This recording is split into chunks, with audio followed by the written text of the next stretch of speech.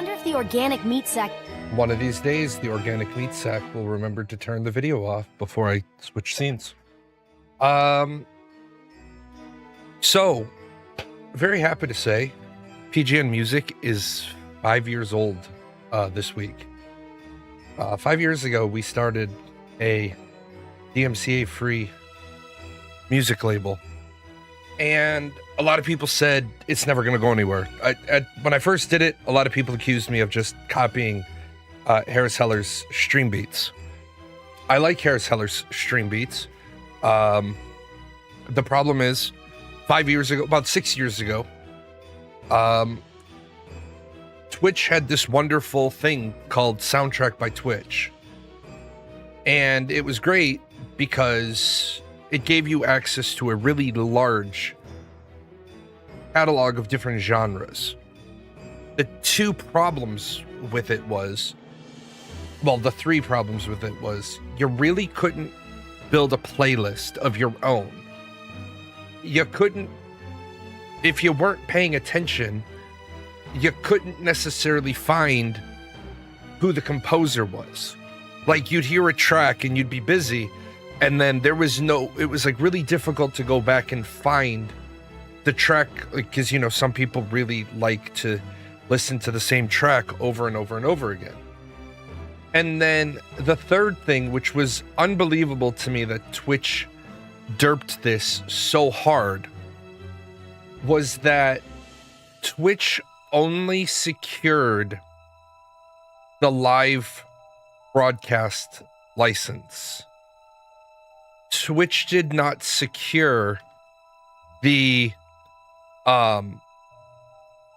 restream license. If not to get into too much technical jargon about the music industry and distribution licenses, but there's like 7 types of distribution licenses: TV, radio, rerun, syndication, a couple of other ones.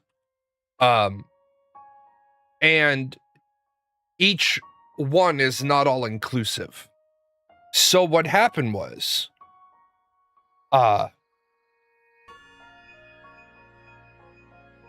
you would do a stream on Twitch and your music would be fine. But then you'd put your VOD over on YouTube and you would have a litany of copyright strikes. Let me back that up. Copyright claims. And whenever you do something that is vulnerable to a copyright claim, you are also vulnerable to a copyright strike. A lot of people don't understand that. A copyright claim on YouTube is, thanks for using my music without permission. I'm going to take all the profits and the proceeds from your video. Which is why today I have the music in Once Human off, because they don't have a redistribution license for Aurora Borealis, which is a track inside that they use, that they have the permissions to use for the game, but they didn't secure the right licensing for their content creators to make content and then restream that. So that's a copyright claim. Now, a copyright strike is, I just don't want you to be able to use that at all. Several celebrities have done this to President Trump. He's used their music without permission. Then they try to load like a video or something and they strike it to have it taken down. And they said, you did not have my permission to use my music. I don't want you to have the availability to use my creative works. I did not give you a license to do so. Take that shit down. Which is, you know, fair. If we're talking about ownership, it is absolutely fair that I say I don't want you to use my works because I don't agree with your messaging. Like, I would not want PGN Music's music used at like a Nazi rally. Even though it's DMCA free, I would still not want it used. Now, there's nothing I can do about it because I make the music available Creative Commons by attribution, share alike. That's the terms to which I've distributed it, which means as long as like, and that's one of the things I early on when I talked to my lawyer about, somebody could do a rally, a political rally or a drama or a stage show or something that I absolutely despise. As long as they credit me, they can use it. What's even worse is that I'd have to swallow the fact that brought to you by music courtesy of PGN Music would be on like their program, because it has to be. How do you feel about record labels and these companies owning rights to music from different people or bands? So let me say this.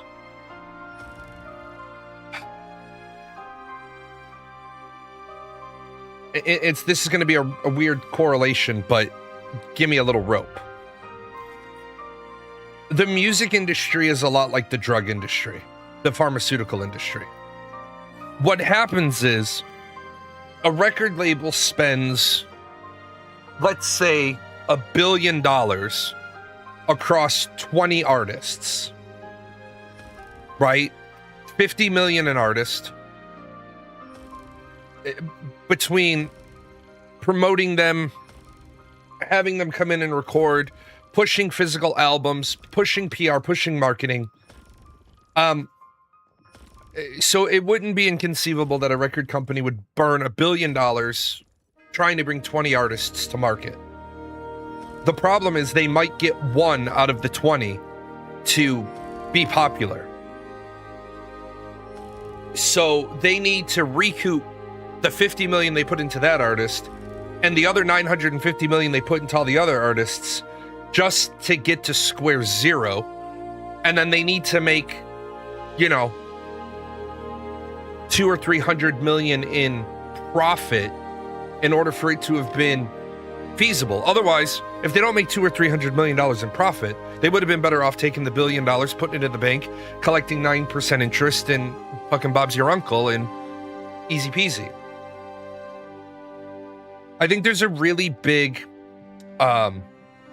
brouhaha between fans and record labels,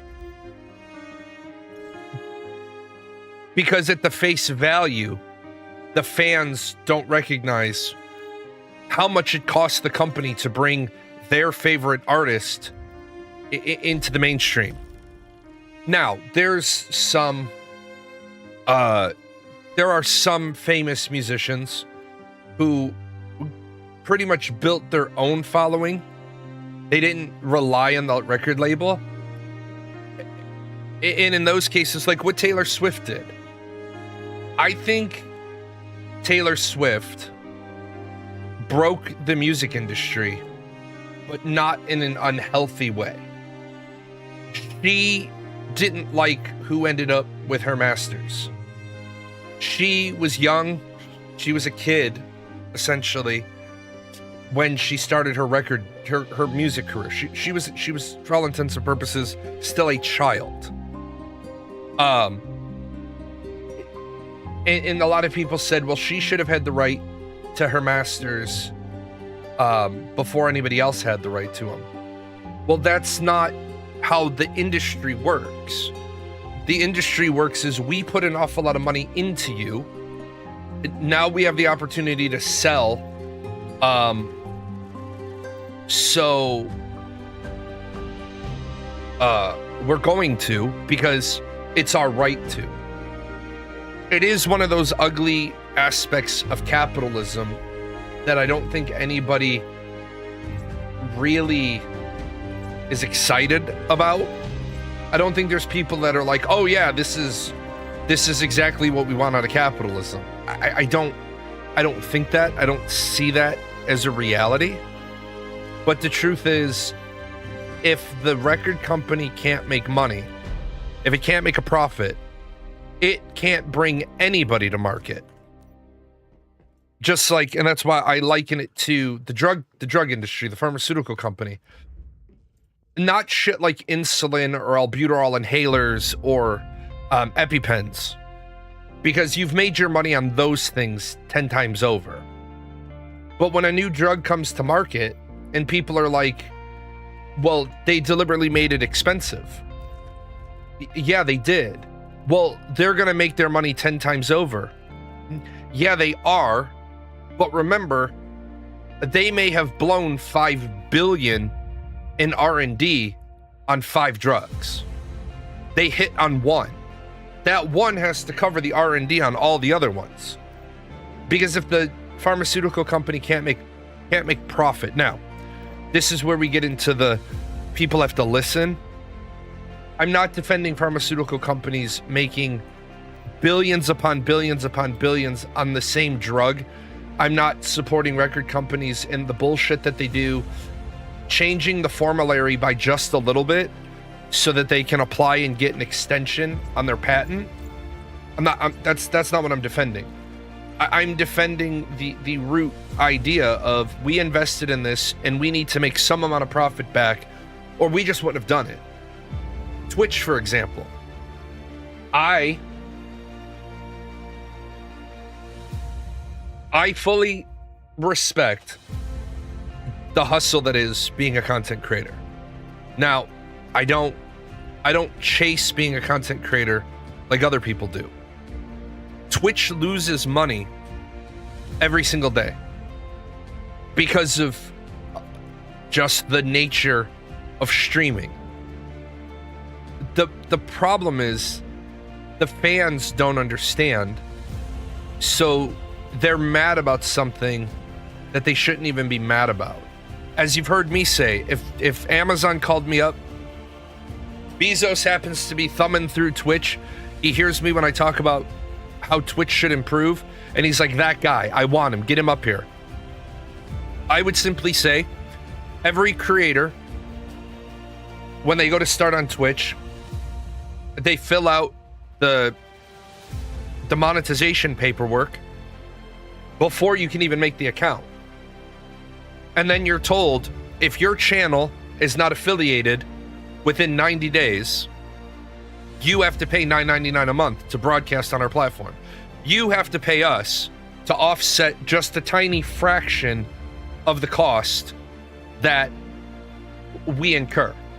I know it doesn't sound like a lot, but you figure there's about 2 million unaffiliated streamers, right? 20 million a month helps lessen the bleed on Twitch. Now, some people would say, well, that would hurt small streamers. No, what it would actually do is it would cause small streamers to finally do the rest of the playbook, the rest of the toolbook, the rest of the toolkit to grow. They would start posting on social media. They would build a Discord. They would understand that there's a difference between pressing go live and streaming to nobody for 10 years and building a community where, yeah, you have to make yourself accessible. Not just when you're streaming, if you want people to actually follow you. I'm really bothered by the parasocial relationship dynamic of content creators to the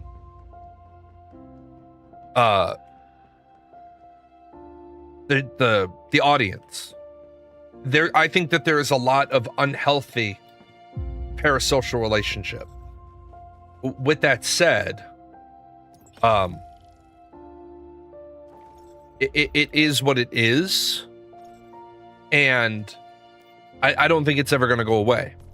But if you look at, say, right now, Asmongold's brouhaha with, I can't think of the person that was suing him off the top of my head, but Asmongold was getting sued.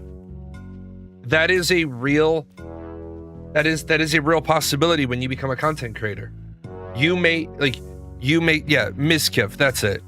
You may say something that gets you sued, which is why I've told people, if you're going to be a content creator, if you're going to be a creative of any style, start an LLC. You write a book and somebody accuses you of plagiarism. You would much rather have an LLC that they can sue the LLC and they can't touch your personal shit. You write a book about you write a book about President Trump, and he decides, the Trump organization decides the book you wrote was between your book, your public relations tour, talking about the book, they decide that your comments are slanderous, libelous, and they defame his character. Well, if they sue you, the first thing you have to understand is you have to mount a defense. The second thing is you have to understand that you'll probably be broke long before the resolution. If you had an LLC, then fuck them. Somebody comes after you with a war chest of 50 million for their legal fees, you're never going to win that. So fuck it. If you do torque somebody off, they can take your LLC. Your book is still out there. They'll be making the profits off of your book. Your message isn't gone, because that's why I said if you want to be a creative, if you want to do it as a side hustle, make sure it doesn't hurt your main hustle. If you want to do it as a main hustle, then you have to break through what is ultimately a very, very, very thick ceiling. For every million streamers, there's an Asmongold. For every million, there's probably, for every 10 million streamers, one Asmongold, one Summit. For all the online gamers or all the pro gamers turned streamer, like Shroud, there's one Shroud per 5 million. For every creator out ever, there's one Ninja.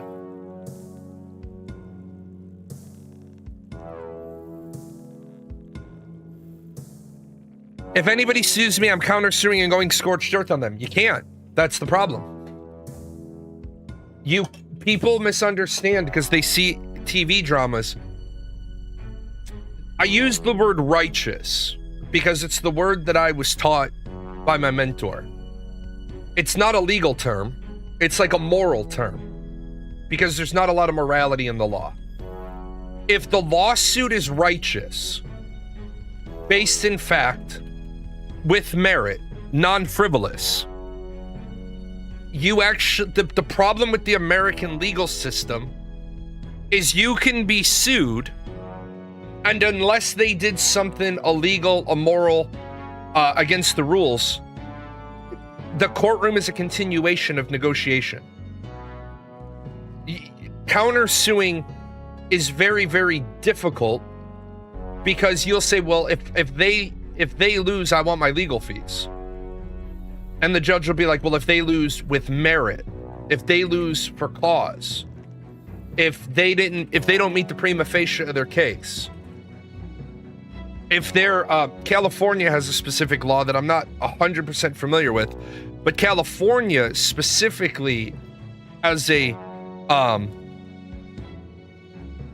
route that you can declare at the beginning. We're stating that this lawsuit is frivolous, and if the court finds it's frivolous, or if they withdraw it or it gets dismissed, then they owe us our legal fees. California has codified that into law. Yeah, Asmongold spent $100,000 in 3 months in his case dismissal. For a dismissal, it would cost him more than $100,000 to go after the other guy for the $100,000. Where Asmongold would be able to go sue that guy is if he had like the Johnny Depp experience. Say Asmongold had, $25 million a year in sponsors who all withdrew their sponsorships in a Lucius Fox Batman sort of way. We can't be seen associated with whatever it is you are right now. Well, that doesn't change the fact that all those months he doesn't have a sponsorship, he loses money.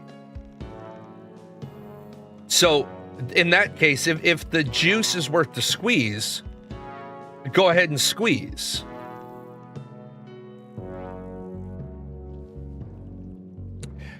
Here's the thing, I hate the law and I have zero respect for it. If someone sues me, they are suing me falsely, trying to play the system. Well, if someone sues you and they are suing you falsely, if I lose, I spend the rest of my life in prison for murder. It is what it is. Well, yeah, but that's not... I mean, if that's your outlook, cool. That's your outlook. Then I would advise you not to get involved in content creation. I would advise you not to get involved in creative. I definitely feel your perspective. I've been there myself many times, but the problem is the law is the law. Without it, we're no better than the animals. We kind of need the law. I don't think the law is applied fairly. But in civil law, I think civil law is applied more fairly. I do think that it needs changes. It needs, you know, I think defamation of character lawsuits need to automatically come with, you pay the other guy's legal bills.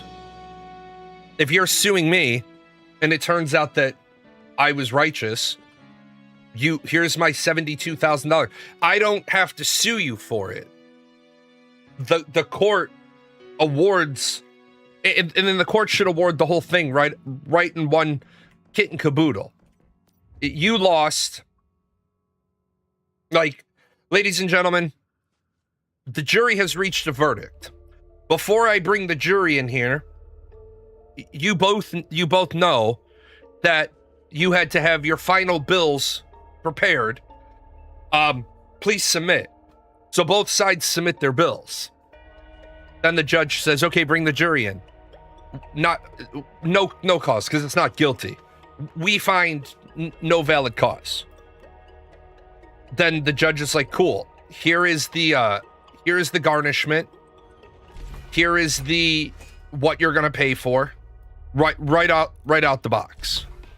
Like, we're not coming back. We're not having lawsuits. We're not having hearings. You submit it. I think that's how it should work. That way, if you get somebody with a bug up their ass who decides to go sue Happy, they know right away. I also would like to borrow a little bit of a page from the New York law on appeals. You're suing somebody for defamation of character. I think before you can bring that lawsuit, you should have to load into escrow a amount of money to what a reasonable defense would cost. You can't go and get the $1,800 an hour lawyer just to fuck the other guy. If they say the reasonable cost of a defense for this should be approximately $25,000, then if you're suing the other person for libel, slander, defamation of character, you should have to load $25,000 into escrow. Because if you lose, then there is no spending 3 years to get the money out of you. You lost. My lawyer gets paid out of escrow. Now, if the trial or the preparation and the pretrial keeps going on, if my lawyer goes to court and says, Your Honor, we're not extending it. We're not the reason for all the delays. They're the reason for the delays. I'm coming to court today because my fees are now at $25,000. Right? My fees are now at $25,000. So what we need them to up the ante, because now I anticipate it being $50,000. I think that would change a lot of these bullshit frivolous lawsuits if you had to load money in the wrong. What if you already have the $1,800 an hour lawyer on retainer? That would be a different story, and that's a great question. If you already, where am I going? If you already have an attorney on standard retainer, and he is like Paradox, our lawyer, we have two. Our regular lawyer is a $200 an hour attorney because I just need somebody competent enough to read legal documents. Our litigator is $800 an hour because he's the same litigator I used for my other businesses when I was dealing with like evictions and shit. Why do I pay him $800 an hour? Because he fucking gets it done. Like he's from that category of I'm not fucking around attorneys. Since he's already on retainer, then you simply say, Your Honor, this I understand that you've determined $25,000 to be the applicable amount. Unfortunately, this is my lawyer, Mr. Dewey from Dewey, Screwham and Howe, and I've had him on retainer for the last 25 years. He is my attorney of record. And they look through and they see shit. They're like, they look at the other side and they're like, if you're bringing this lawsuit, we're going to give you 24 hours to decide if you still want to bring this, because that is his attorney of record. It's going to be costly for you if you fuck about. I know some people would say, well, then everybody would just have expensive attorneys on retainer. Yeah, to have them on retainer means you paid the retainer. Means they're holding on to, in this case, $8,000 of your money. Did you give a lawyer $8,000? Usually about 10 hours of retainer? No? Well, then they're not on retainer for you.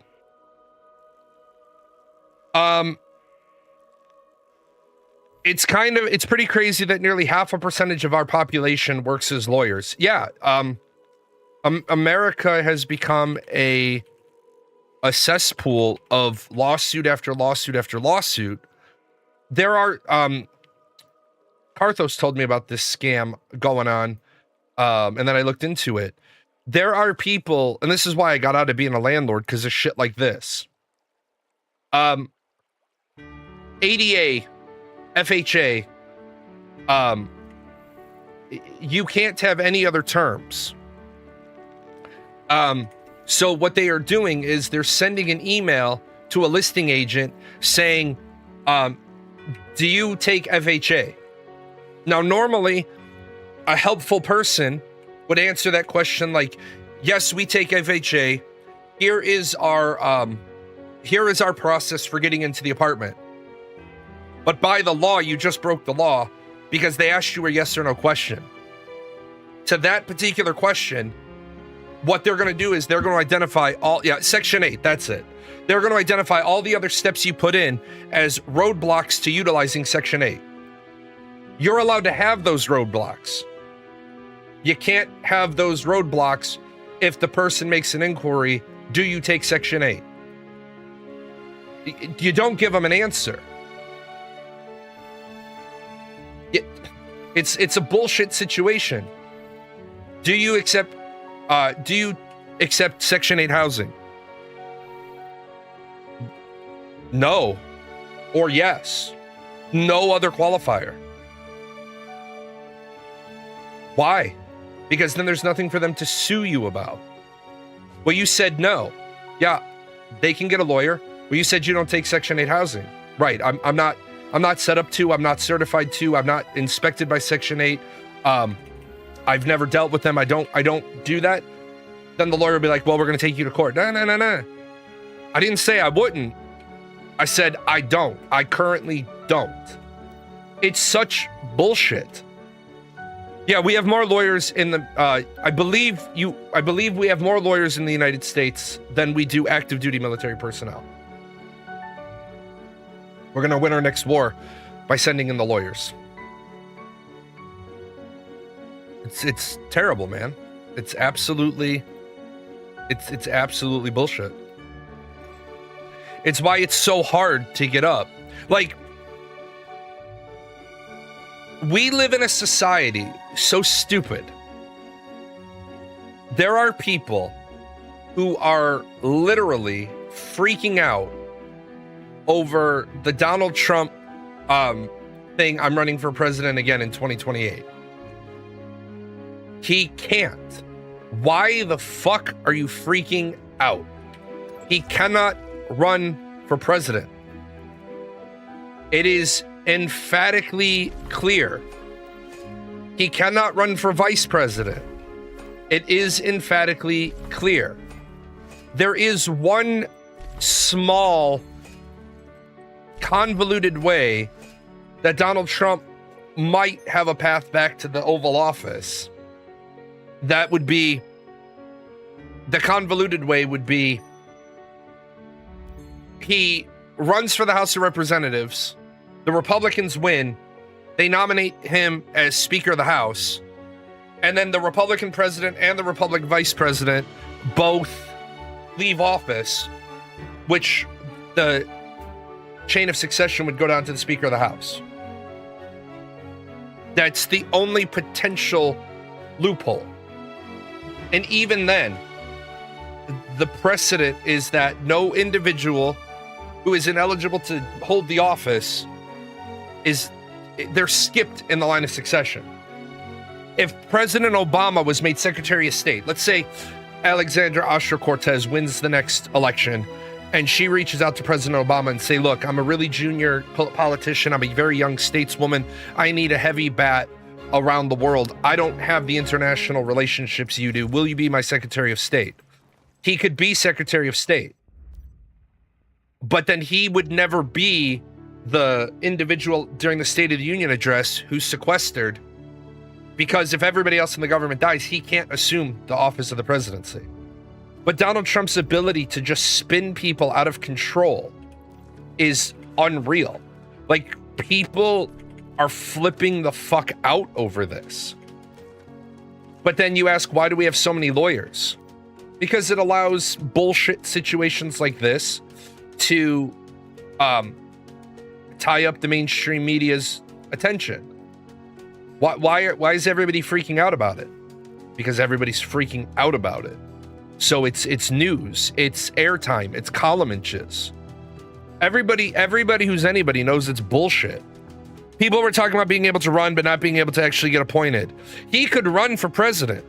He could run a campaign. He could run an election. He could do all of those things. But if he's the person, they can't certify the election, because you cannot certify the election if the individual is ineligible. There's been talk that the reason why is the Democrats don't think that they can win the next election. So what they want to do is they want to run Donald Trump because they think he can win the next election. And then the Republican electors can just nominate and appoint somebody else. Unfortunately, because more of our states don't write better codification or the responsibilities of the electors, that might not be far off. That might be a reality. But isn't it funny that in a country that's as fucked as America is right now, we're worrying about if somebody's going to try to fucking break the rules to the next election, and the Democratic Party, instead of simply saying, you know, it's all bullshit, here's our platform, they're falling right back into another debate with him. The Democratic Party is being dumb as shit right now. They need to get together and they need to figure out who the candidate's going to be fucking today. They need to start the presidential like, you know, election cycle today. They should be out. They should have a platform, and their platform needs to be something other than we're going to undo everything President Trump did, because you're going to need those. You're going to need those swing voters. Not every single thing President Trump has done is bad. The majority is bad, but you can't. Bernie Sanders and Elizabeth Warren and a few other people that say everything Donald Trump has done is bad. Well, that's where you lose me. That's where you lose any potential of getting my vote. The Trump accounts, I don't think the idea behind the Trump accounts is bad. Setting it up so that if people put money into savings for their children's future, the government, through private sponsorship, will match up to a certain dollar amount, yeah, that's good.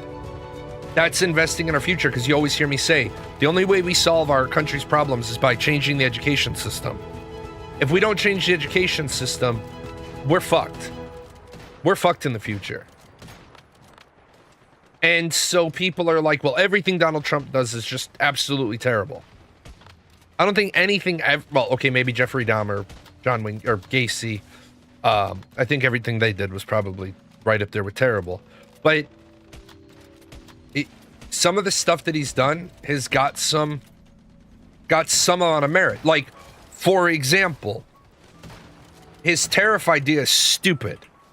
The way that he tariffed people, dumb as fuck. But the rationale behind we need to bring some jobs back to America. Sure, we got to bring some jobs back to America. Some. I don't think there's a big market for Americans to be making socks and t-shirts. Like, it's the same thing with, I watched a little short clip yesterday of the former Blizzard employee who designed the Patchwork fight. And it was very interesting watching his video where he talked about designing Patchwork. If you want to look at why is real life so fucked up, well, look at the average gamer. Look at the average gamer's inability to not think outside the box. And people are like, well, why are you comparing gamers to society? Because gamers are voters, and that should scare the shit out of you.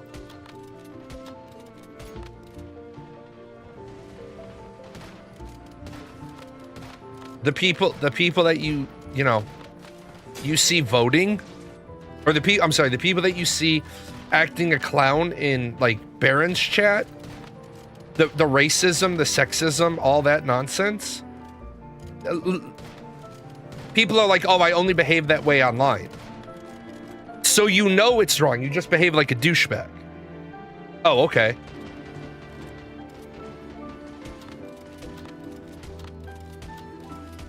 So until we get,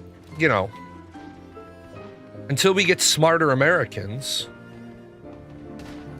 and I think I'm not a conspiracy theorist, but I do subscribe to the mentality that schools were never designed to generate good citizens.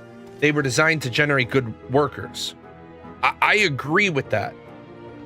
Having a background in education, finding out why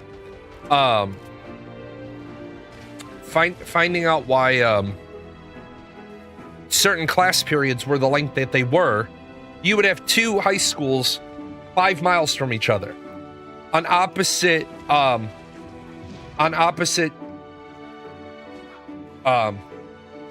or in opposite like townships, municipalities. And one class would have a 43-minute class session, one would have a 47-minute class session. In fact, the first time I encountered such a phenomenon was when I was in my master's degree program, and there were two high schools in the same unified community school district, or community unified school district. And the reason why the South High School had a 47-minute class period and a 4-minute passing period, and the other one had a 42 or 43 with a 5-minute passing period, is that aligned to the feeder factory. One was Tootsie Roll and one was American Can. The passing period is the interval break for reloading the machine with wrappers, with soda can tops and soda can bottoms. That was the interval. The class period was the cycle length. And I said to myself, are we fucking serious right now? We're running class periods based on the factory job that the kid is most likely to get. And I'm like, nah, That doesn't work for me. I'm not interested in running a school system that way. The school system should be run 45 kids should only have about kids should only have no more than 5 academic classes in a day. Now, whether or not you want to have them on block scheduling, if you want to have them on different variations, a kid should only be taking 5 academic classes at a time. The rest of the kid's school day needs to be enrichments, art, music, computer theory, programming, whatever else your district can provide. The kids should be in academic class for 45 minutes. They should have a 5-minute passing period, right? And a 10-minute break between classes. When I bring this up to schools, they say if we give the kids a 10-minute break between classes, we're going to have kids sneaking off to have sex, kids getting into fights. We keep the passing period as short as possible so that the kids don't have the opportunity to get into trouble. Well, then what the fuck are you teaching them? Then what the fuck are you teaching them? Because they're going to have that opportunity to get into trouble when they get out into the world. You wonder why kids are so fucking spastic during the school day. It's because they don't ever have a chance to socialize. Shit. Even at most high schools, most school districts, the class period is 43 to 50 minutes long, but they chop the lunch down to like 30 minutes. They run these more and more. It's called the mod system. You have first period, second period, everybody's together. They start serving lunch at like 10:15. So then you have, I've seen schools do it with the letter. You have mod A, mod B, and then your third period class is CDE, unless you have CD lunch. Then you have CD lunch, EFG as your next mod. And it all lines up perfectly, orchestrated, so at the end of the day, everybody has mod Q together. Last period is mod Q, and it works. But my response is, why are we forcing, like, let's say, 600 kids into a cafeteria to try to eat, detox, relax, all in 22, 24 minutes? Shit, even when they get out into the fucking real world, they get a couple of 15-minute breaks and an hour lunch or a 30-minute lunch. But there's too many fucking problems.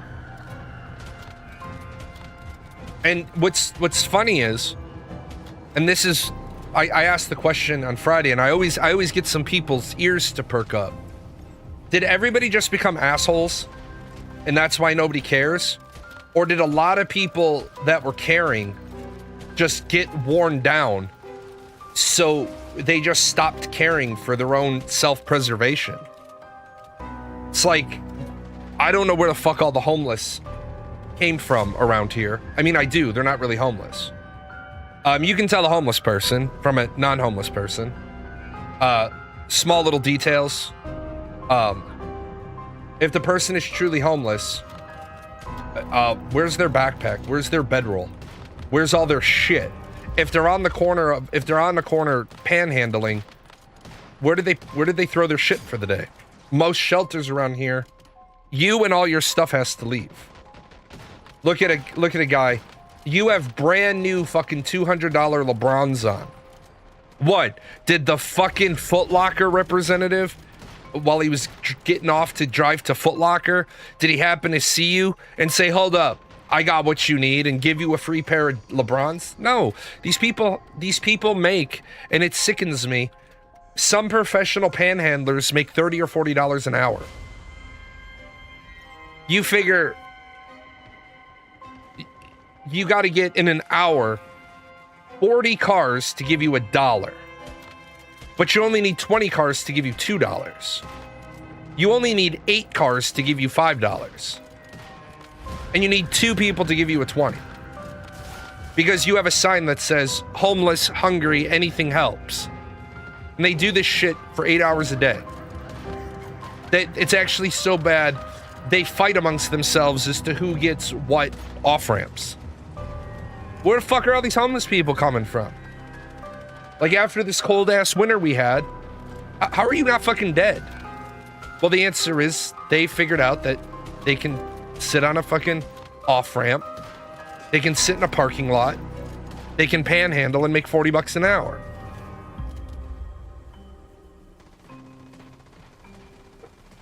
It's like there's a fucking terrible joke, but it's thought-provoking.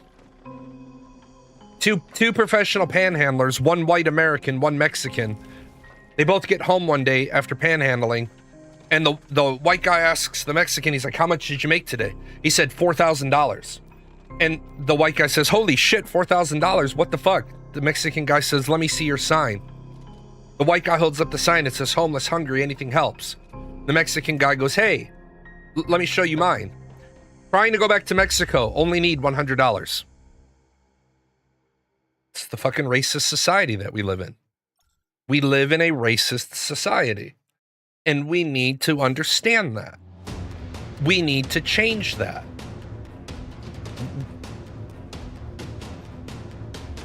We need to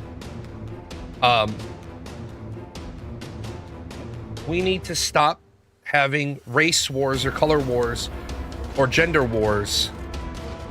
And what we need to have is we just need to have a logical, no bullshit discussion about how do we bring the bottom 30% of people out of poverty. And I'm not saying everybody gets a castle and everybody gets a new car and everybody gets, you know, everything for free. But how do we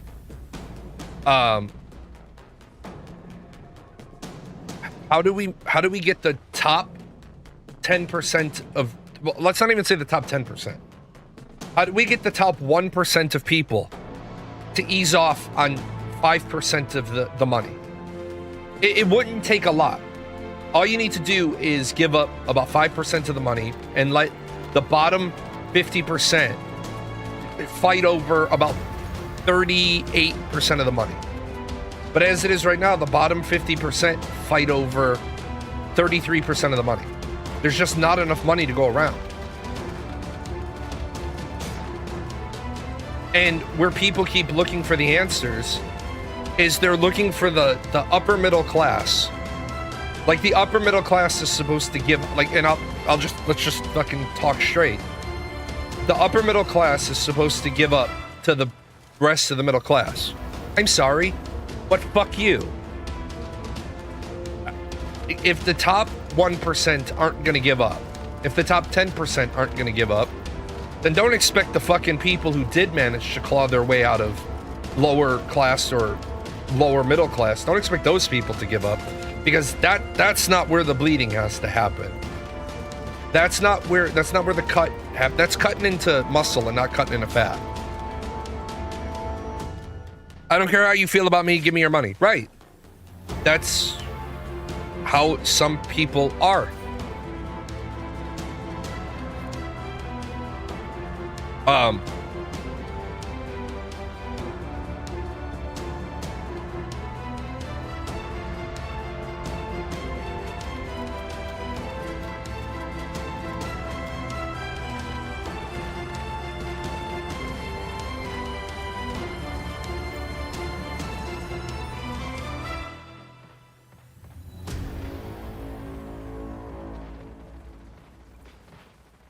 And until we start, you know, until we start treating people like people, I don't see how we're going to get out of this jam. It's kind of like, I liken it to video games. You have the people in the video games who are beggars. They're constantly beggars. They don't want to work for it. They have all the excuses in the world for why they shouldn't have to work for it. and it's a reflection on real life. And then there's the people who hate the whales. Like, I knew an anesthesiologist in Arcage. Anesthesiologist dropped like 25 grand on Arcage in the first year. And people were like, holy shit, 25,000. And the anesthesiologist is like, I'm a single man. I like to play video games. I don't have time to do all this bullshit running around. It's like, I can swipe for $1,000 a month in Apex and then fund my gear needs. I'm not gonna fucking be ashamed that I make $600,000 a year. So $25,000 for me is my entertainment budget. And there were people that just could not grasp the logic. And sure, the total amount was a little absurd, but it definitely falls inside of the category of acceptable amount of money towards your wants. I mean, it's less than 20% of your income going to your wants, so who gives a shit? There was another person on Arcage who had spend $30,000 in, what was it, a perfect world that gave you this fucking award if you spent 30 grand in the game. That's a fucking absurd achievement to even have in a game. But this person had the fucking achievement.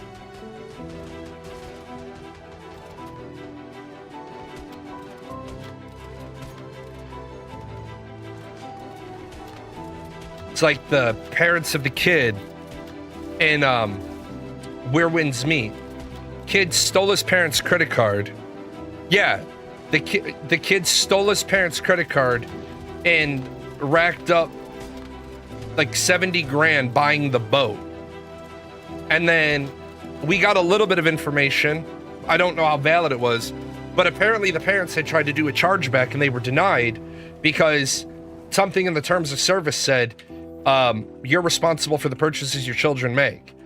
Because, and a lot of people have this opinion, which is wrong. When you do a chargeback, it'll always be honored. No, that is not how, that is not how chargebacks work. Chargebacks work where you do a chargeback with your credit card company and you say to your credit card company, I've attempted to get a refund from these people and these people aren't giving me a refund. So now I would like you to intervene on my behalf and get me my money back. Because that's why you pay. Well, that's why they want you to use a credit card on everything, because they make a percentage. I took my cats to a cat daycare while I was on vacation. And I was fucking pissed. Okay? I took them 10 cans of wet food because they told me somebody would be there from morning till night. They said, we can't quite meet your evening feeding time. Your cats will be fed at 8 o'clock in the morning and 5 o'clock at night. All 4 of my cats were in a single 4-cat enclosure, the Generation 1 as we call them, Sora, Cloud, Ziva, and Abby. They were all friendly with each other. They loved each other. 2 pairs of snuggle buddies. And I took 11 cans of food and a big bag of dry food. And I said, yeah, I have everything that the cats need. This bitch took my fucking money, right? And then when I got there to pick up my cats, nobody's there. She told me people were there all day. So I can see my 4 cats. I can also see their litter boxes through the window. I can see the litter box is disgusting. I can see the water dish has barely any water in it. So I'm calling this woman I'm calling her. I finally got a hold of her, and she's like, "You've been calling me nonstop." I'm like, "I'm outside your business. Nobody's here. My animals are in distress. So you have 5 minutes or I'm going through the window." And she's like, "Well," I said, "because I'll be calling the animal control officer and he'll give me permission to go through the window to get my animals." She's there in like 3 minutes. I had already talked to my wife. I said to my wife, I was like, "You distract her. Don't pay her shit. I'm going to get the animals." So I went in, got all the animals packed up, went out to the car, and then the lady tries to hand me a bill. And I'm like, fuck no. Fuck no, not paying you shit, and I'm getting my deposit back from Discover. So I called Discover. And I was like, "Hey, Discover, this lady, she abused my animals. She didn't take care of them. I paid a deposit. I'd like to do a charge. I'd like to initiate a chargeback. Here's all my rationale. Here's photographs of the food that I brought home. Here's a photograph of the 7-pound cat food dry bag that still weighs 6 pounds. My cats got 1 pound of dry food for 4 days. They got 3 cans of wet food. 2 of my cats had kidney problems. That's why they needed wet food twice a day." Well, this lady responds to the chargeback. Now, in the meantime, I've called the county, the state, the business board, the business licensing people, the veterinarian licensing people. I've contacted all of them, and I've opened investigations with 5 offices. She said, "I'm a certified cat groomer." No, you're not, because your license is lapsed. In Illinois, you need a license. Wouldn't it be legally inappropriate for you to pay to have your animals abused? Right, exactly. So this lady writes, "Well, I had his animals from this date to this date. I provided services." Discover kicks back to me. They're like, "It really doesn't look like we gave you the credit, but she says that your animals were there." I was like, "Cool.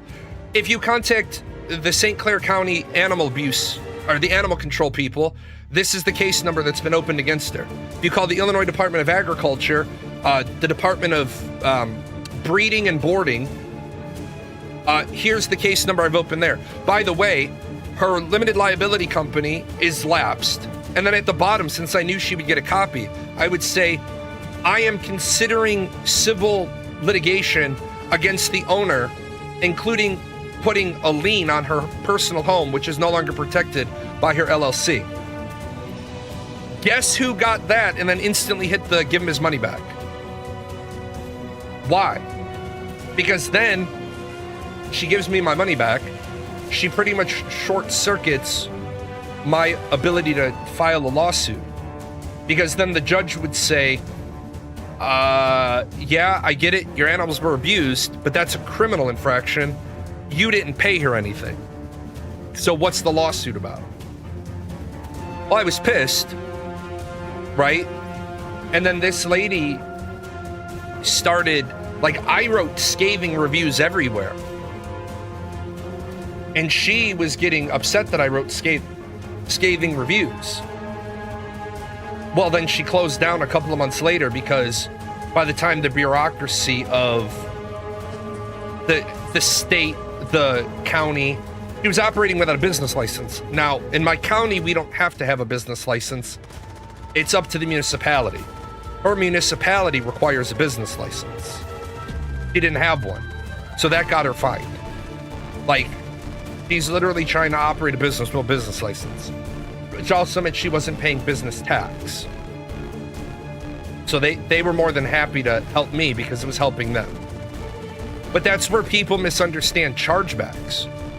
A chargeback isn't you contact your credit card company and they automatically give you your money back.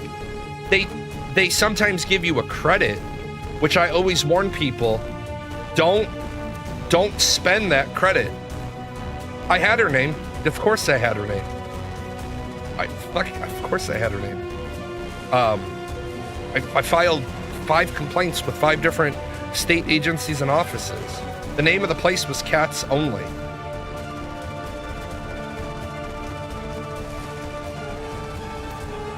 It's like one of the things when you go in a place, you don't have, like, when you see this a lot with hairdressers.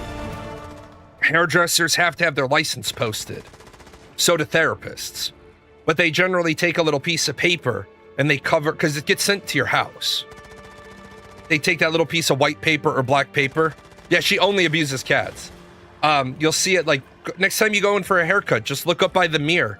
They usually either mount it on the wall next to the mirror or they shove it in the mirror. They put this little piece of paper, unless they're the owner of the shop who licenses themselves through the shop's address. But yeah, they'll have that little black or white piece of paper over their home address. Gotta have a business license. Have I tried looking her up recently? No, I have not. I believe it or not, I don't run around fighting every fight in the world. Once I've gotten resolution, I tend to let shit go. Otherwise, I would be the fire department. I'd be fighting all the fires. They could get me some red boots and a cape, and I could fly around town and fight all the crime. Like, I'm not gonna push my luck, because remember, I got her business shut down. Even if I got it shut down only temporarily, once you've had an animal abuse allegation against you, you can rest assured that for several years in a row, you're going to be right on the top of all the inspections. Like, sometimes you get, when you run a business, you've been running your business for 10 years and you've never had an allegation. You've never had a problem, never had an investigation. In a year that they're really, really busy, they're short-staffed, they're going to be like, oh, we can skip Paradox because Paradox never has any infractions. And they just send you, hey, due to staffing issues, we're just giving you a 1-year extension on your business license. I guarantee you that if you're the place that had an animal abuse allegation, they're like, yeah, we can't do all the inspections this year, but we're definitely doing that one. It's the same thing with food inspections. When they're really busy, I've had bar inspections I've had liquor license inspections take 2 hours. I've had liquor license inspections take 2 minutes. Like, this place has been open for 35 years. It's only ever had 2 owners. And we've never had an underage drinking allegation. We've never caught you serving minors to alcohol. Serving alcohol to minors. Serving minors to alcohol would be like pushing them in the beer vat. By the way, I don't know how it is in everybody's state. In our state, it's a pretty big fine if you get caught giving alcohol to minors. But the good thing is, and I don't know if it's changed, the server themselves has the liability, not the establishment. The server gets the server can deal with that bullshit. If you can't be bothered to check IDs, then you eat it. It's just like, you can't serve. It was always weird to me. You can't serve a shot in a beer to somebody, but you can serve a Boilermaker or an Irish car bomb. But you can give somebody a bottle of wine. You can give a couple a bottle of wine as long as you put 2 glasses out. So we would have people that would ask for a bottle of wine. Now, a bottle of wine isn't, for those of you that understand alcohol, you know that a bottle of wine is 6 pours, and it's considered on par with 6 beers. Except, a lot of wines have a much lower alcohol content because they're friendly wines.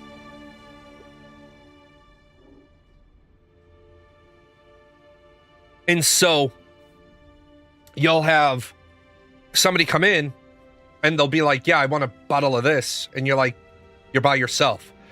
And they're like, yeah, I'm waiting for somebody. So you put 2 glasses on the table. Are you supposed to? Not really. Do you do it all the time? Yeah. Yeah, you put out 2 glasses and you watch them drinking from the bottle. Well, if you're drinking from the bottle in my establishment, we're gonna have some fucking mad squabbles. But it's like they've got all these strict laws, and then all these weird allowances. I always thought the bucket of beer thing was weird, right? Bucket of beer has 6 beers in it. 3 guys come in, and they order a bucket of beers. And you're like, okay. So they order a bucket of beers,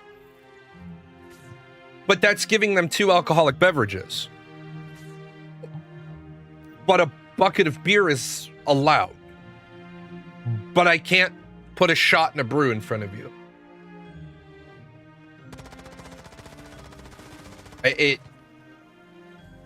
Sometimes the Cook County, Will County, Illinois fucking protocols for alcohol.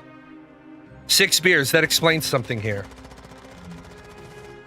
Please, Tamir, you know I've never, other than Guinness, I don't drink beer. I don't drink at all now. And Tamir used to make fun of me. Tamir used to make fun of me all the fucking time when I got old. I got put on blood pressure medication and cholesterol medication. And Tamir was like, haha, sucks for you. Then a couple of times, our good friend came and visited, and Tamir and the good friend, they enjoyed a bottle of wine. And now Tamir's gotten old. And now Tamir is on the blood pressure medication and the cholesterol medication. And now Tamir can't have a drink either. So much for your bottles of wine. Oh yeah, holy fuck. Down here in St. Clair County, they put a beer tent at the carnival. Which I have said many times, why the fuck don't you just put the fucking beer tent 2 blocks away? Because clearly the people that want to go to the beer tent want nothing to do with the rest of the carnival. Yeah, each person gets a fucking bucket down here. When Tamir first told me that, I was like, nah, you gotta be missing something. Nope, apparently my municipality has some waiver exemption that they can give each person, they can get 6 beers for, or 5 beers for $10, I think. And then if they're still able to walk, they can get their bucket refilled for $2. Those are the promotional long necks that I've mentioned many times on the show. The local beer people here, the bartender, the bars, the bar association, not the legal bar, but the drinking bar. They get promotional long necks from InBev, which is who owns Budweiser now. Can you quick pour, let's say order 3 shots, can you take payment, pour all 3 behind the counter, then place 1 in front of the customer? Yes, you can. You can do up to 3. Up to 3. You because you're technically by law not allowed to serve a person past the point of intoxication. So that means I'm not supposed to give you 3 drinks, more than 3 drinks in an hour. Now, does anybody actually enforce that? Outside agencies don't preemptively enforce it. As I've mentioned, if you own a bar, you have a certain level of obligation to not serve your patrons till they're fall down blackout drunk, because if they go and they get in a wreck, what they are very likely to do is file a lawsuit against you because you're the deeper pockets. They try to file a lawsuit against you saying, yes, I got a DUI, and yes, I killed somebody, and yes, I caused all this damage, but you're liable because you served me past the point of legal intoxication. And you're like, the fuck bullshit is this? But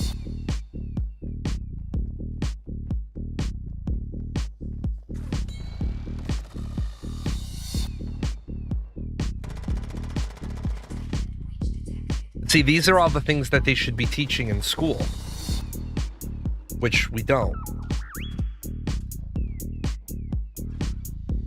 Doesn't it seem like an abdication of responsibility? Well, it is. But remember, they're trying to make the argument that they were too drunk to know what they were doing, and because they were too... The way you make the argument of I was too drunk to know what I was doing is by bringing in the people that you can then blame. Because remember, you get in a car accident, you kill somebody. They're looking for somebody to blame. It's like I told you, at the one bar that we owned, due to where the bar was and how many lawsuits came about from it and how many complaints and everything, our parking lot was gated, and we had gate workers there that had a breathalyzer. We wouldn't let you leave the lot if we thought you were drunk. But for 25 cents, you buy the breathalyzer tube, you blow into it. If you blow clean, we'll open the gate. And then we used to remind people, we don't charge you to keep your car here overnight. We'll get you a taxi. There was no such thing as Ubers or Lyft back then. We'll get you a taxi. We'll get you home. Your car will be fine. Your car will be locked up. You come back tomorrow and get it when you're sober. And in case you need a higher motivation to not drive drunk, 2 blocks in either direction, there are cop cars. So if you decide to leave and you want to drive drunk, you are going to get caught. Just like the worst one we had a guy come in. He didn't even get in. Let me clarify that. He didn't even get past the doorman. He showed up. He was drunk as fuck. Doorman wouldn't let him in. Doorman said to him, "I can get you a cab." Guy, after some hemming and hawing and pissing around, guy says, "I don't need a cab." He walked off. I don't know where the fuck he walked off to. All I know is his car wasn't in our parking lot. He walked off. Well, the next day, he walked back to where his car was.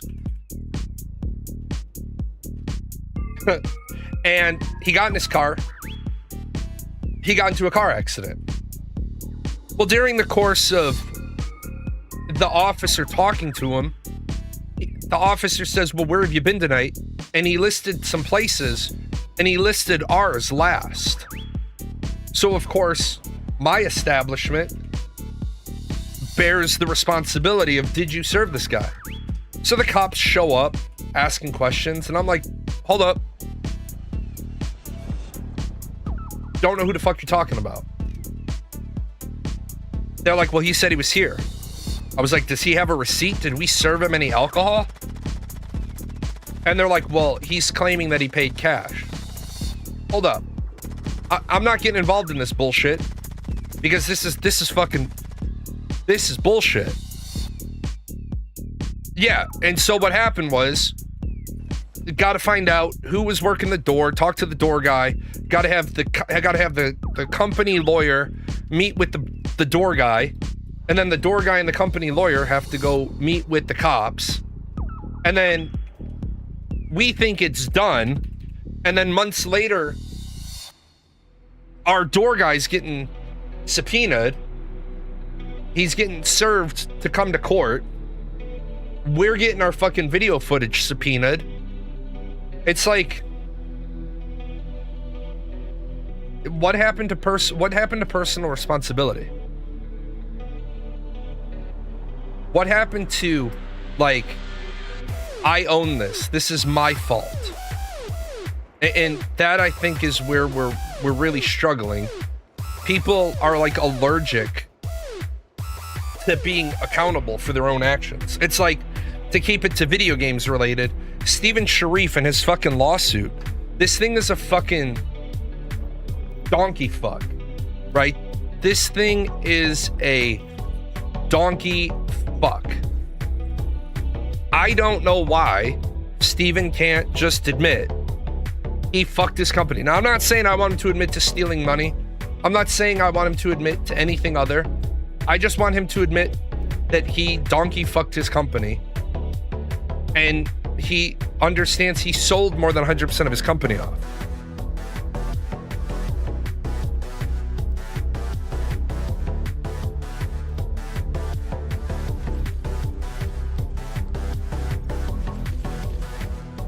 Why would you even fucking do that? His lawyer trying to shift blame on you, knowing that you're going to show up with proof that he was refused at the door, seems like sandbagging his own client.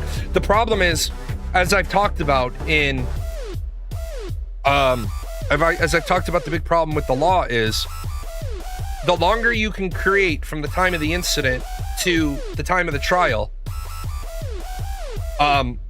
if the doorman isn't there anymore, that's what he wants. He's hoping that in the interim, the doorman quits, the doorman gets another job, that we don't have the video footage, that we've lost receipts, that servers have left. That's what they're hoping for.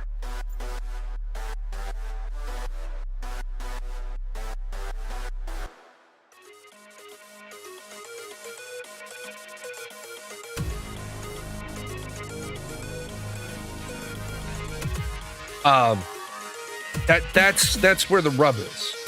It's a lot of people are hoping, what they're hoping for is, you know, honest to God, they're hoping that the bouncer gets a different job, moves to Indiana. They're hoping the bouncer gets a different job and is conveniently no longer available. That's what they want.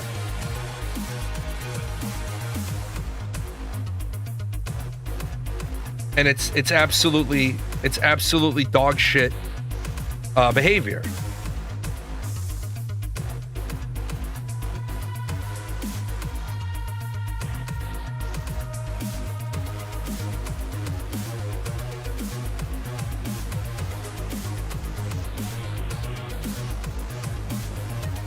But it's like Ashes of Creation really hurts my soul, because I never thought we'd be living in a world, honestly, where Guild Wars 3 would be coming out, and it is the first decent looking MMO to come out in the last decade. I see Final Fantasy is pushing out another expansion. Yoshi, I love you like a brother from another mother, but Final Fantasy 14 is done. It's done. You lost too much of your player base.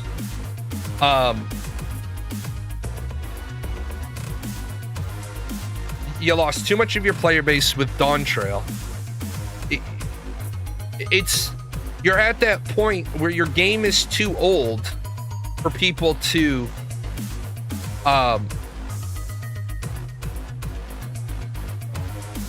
where you're just expecting people to go through more ass pain.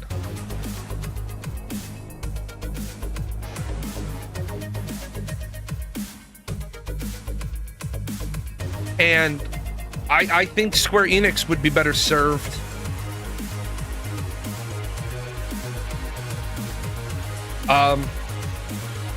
creating a new MMO. I know that's not going to make Final Fantasy 14 fans happy, but it is what it is, man.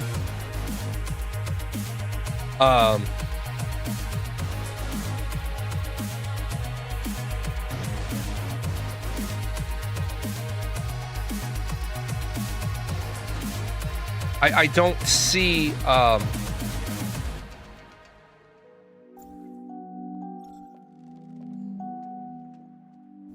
don't see this going another direction. I really don't. I see, like, Blizzard, I think, is making a monumental mistake. Blizzard is keeping all their eggs in the World of Warcraft basket. I think maybe they should be looking at World of Sanctuary. I think, without a doubt, World of Sanctuary would make them no joke. I think World of Sanctuary would make them 15 billion over 20 years. And I'm not saying that, don't, programmers out there, game developers out there, don't lynch me, but I think World of Sanctuary would be a very fast production, because you already have class names, you already have a shit ton litany of abilities. You already have a fuck ton amount of place names. You have procedurally generated goodness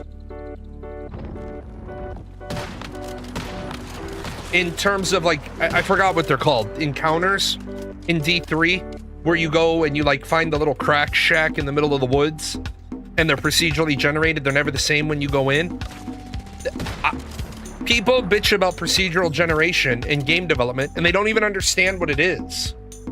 Like, procedural generation would make Final Fantasy a hell of a lot better.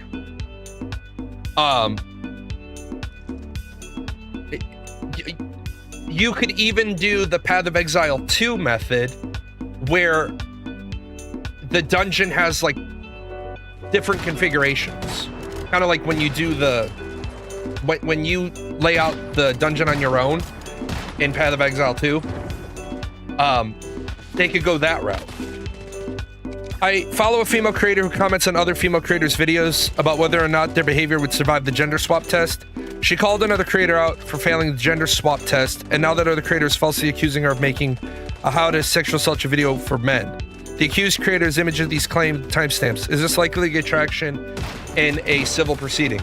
Again, is there enough there to start a civil proceeding? Yes. Is it going to get traction? Well, did that creator lose business interest?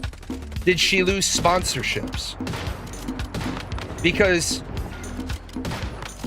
the truth is, if you don't have losses, then you don't, like, sure, you have a lawsuit, but what do you get for it? Like, Steven Sharif got all ass bent at Narc when Narc made some comments. Well, remember, Wolfagart, you can't have an opinion on somebody. An opinion is fine, but your opinion you can't have an unfounded opinion that makes an allegation against somebody. Like, I have that giant plague doctor. I think I took him back over there. I can't say that giant plague doctor, I was gonna bring a prop in. I can't say that giant plague doctor is a sexual assaulter. Because that's not an opinion, that's a fact. In my opinion. Nope, even if you throw it, like, one of the things that people get confused about is the phrase, in my opinion, doesn't automatically save your ass from slander, libel, defamation of character.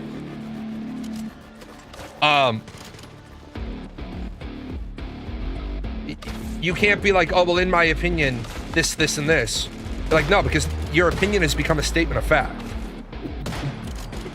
How did you, under what set of circumstances did you come to the conclusion of that statement of fact? What led you to that belief? What led you to that conclusion? Because if you don't have something that led you to that conclusion, well, then you made a false, malicious statement and you tried to dress it up in the trappings of, this is my opinion.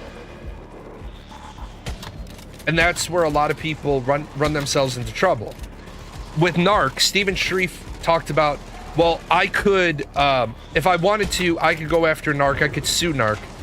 Well, first of all, you could. He could have.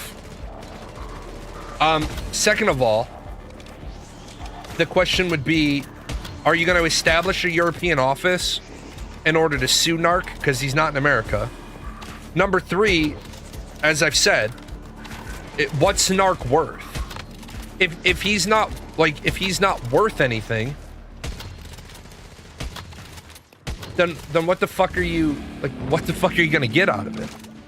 But I think it's very important that people don't start thinking that they can swap opinion and fact just by throwing, in my opinion. Otherwise, everybody would get everybody would keep themselves out of trouble by saying, well, in my opinion. Now, for example, the truth is the ultimate defense against statements of defamation, slander, or libel. For example, if somebody was talking about Asmongold, for example, and they said something along the lines of, Asmongold is a somewhat irresponsible role model because his previous view of hygiene and cleanliness isn't exactly something that is standout.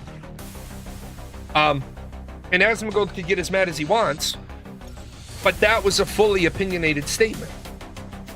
He isn't a good role model in terms of hygiene and cleanliness because he himself has said, holy shit, I just cleaned my office and I found a burrito. When was the last fucking time I had a burrito?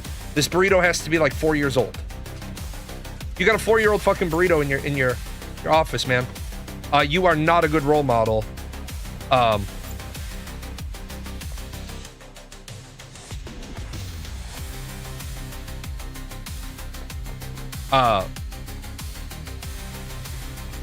You are not a good role model for kids. Kid, you need to shower. Like there is medical scientific evidence that tells you need to shower. Now, if the person on their opinion of that kept going, well, you've already established what you said is fact. If you started adding colorful expletives, you could find yourself in trouble. Fact, Jared from Subway is a terrible human. Opinion, he should have a longer sentence. Yes, Jared from Subway is a terrible human. He was convicted of, if I remember correctly, child pornography and child sexual abuse.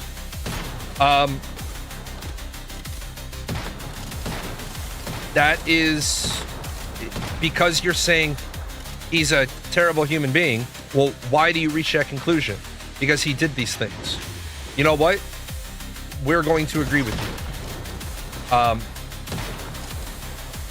Now, if you went the wrong way and you said he's a terrible human being and he should have been put to death and this, that, the other, well, you might cross a line there. You should say he was convicted of this, and in my opinion, pedophiles should be put to death. Notice the switch. He was convicted of this. Pedophiles should be put to death.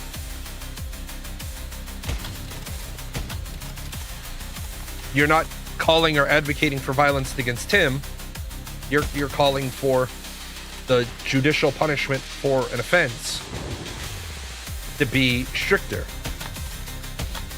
And the truth is, why do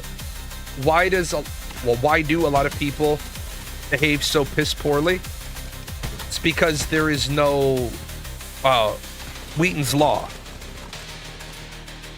I don't know if he was convicted of performing any of the abuse or generating it.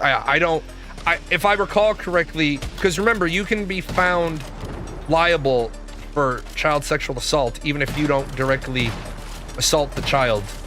It's a very, very disgusting, and I don't want to understand it more than I do, art of the Epstein files in that whole ball. Like, if you facilitated it, you can get charged with its creation. Even if you weren't in the room, you weren't on the island, you weren't anywhere. If you facilitated it, you can be charged with it. I think that there is a comedian who did this comedy routine where he talks about it's really great. I can't show it because it'd probably fucking trigger every Twitch censorship, but he talks about there's a difference that R. Kelly's not a pedophile, and then he's like, whoa, hold on. Strictly speaking, because of the age range of people he's attracted to, he's a hebephile. But the problem is we can't have this conversation in our society because it makes the speaker sound like they're defending pedophilia and that they might be a pedophile, right? He was in possession of pics on all his electrical devices. Yeah, I knew he was in possession of the child pornography. I just didn't know if he got if he got that other subsequent charge. But you know, I would like to point out, while I like I like specificity, did we really, like, as a society, did we need different words for different flavors of pedophilia? Did we need that? I don't think we needed that. I think we could have gotten away with "you're a sick fuck," right? I think everyone would agree. Like, we're not going to have categories or classifications of it. Like, our response is, yeah, you're a sick fuck, and you gotta meet the dinosaurs. You've got to go to the island now.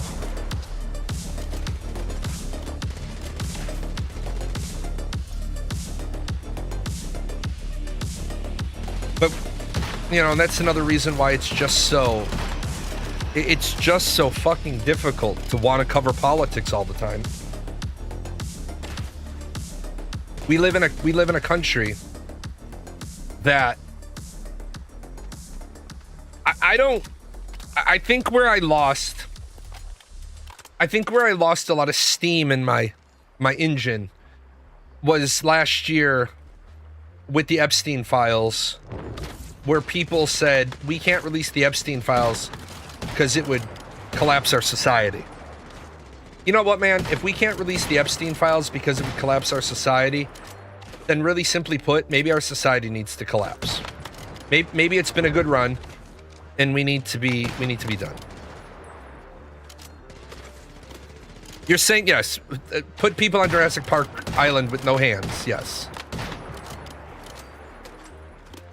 Yeah, exactly. If we can't have if we have to protect the people in the Epstein files, otherwise society would collapse, then let society fucking collapse. Let it go. Just let it the fuck go.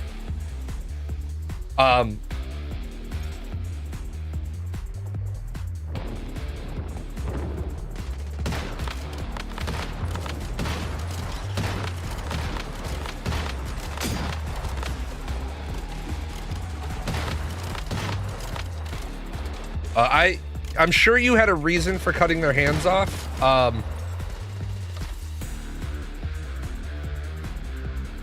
I think we might venture into territory that might be a little odd. They can't use tools to protect themselves. I don't think you're going to build too many tools to protect yourselves from dinosaurs.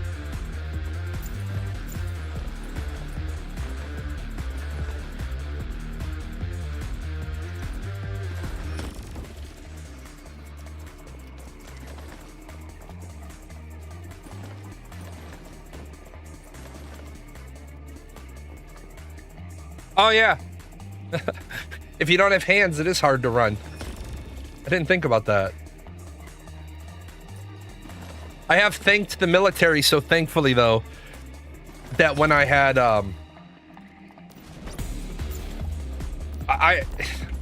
guys, some of the shit that I say about the military, people tell me there's no fucking way. There is. I had a fractured wrist, and because the Air Force is so about you not missing your PT test, like, apparently missing your PT test is like the worst crime imaginable. I had to take a PT test with a fractured dominant hand. I didn't have to do sit-ups. I'm sorry, I didn't have to do push-ups. I had to do the tape, the waist measurement, and the run.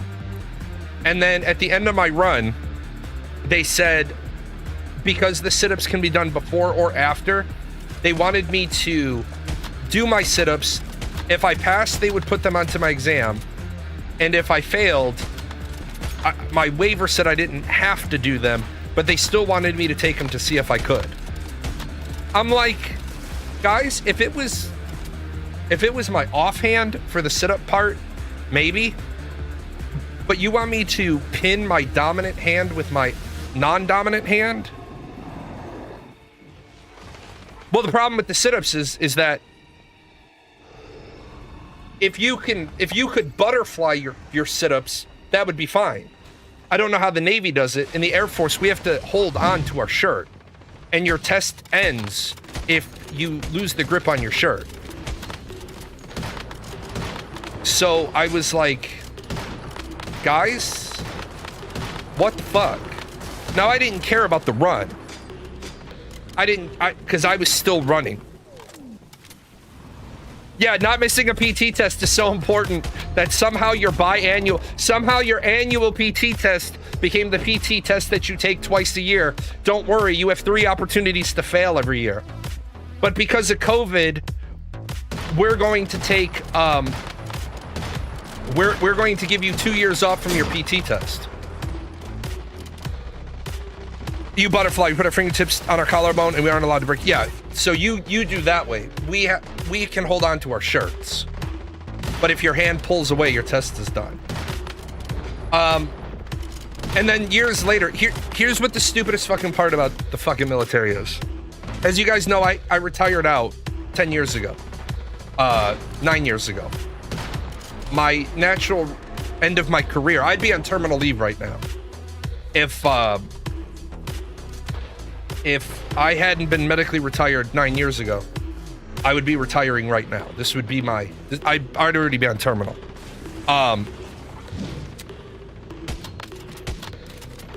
But shortly after I got medically retired, because I wouldn't be able to pass the test, and I wouldn't be able to deploy because I couldn't wear body armor, they changed it so in the Air Force now you can do planks. They would be extending me 5 years from my start, probably. In all reality, I would probably have pinned Colonel 2 years early, and I'd probably be on the short list for a star right now.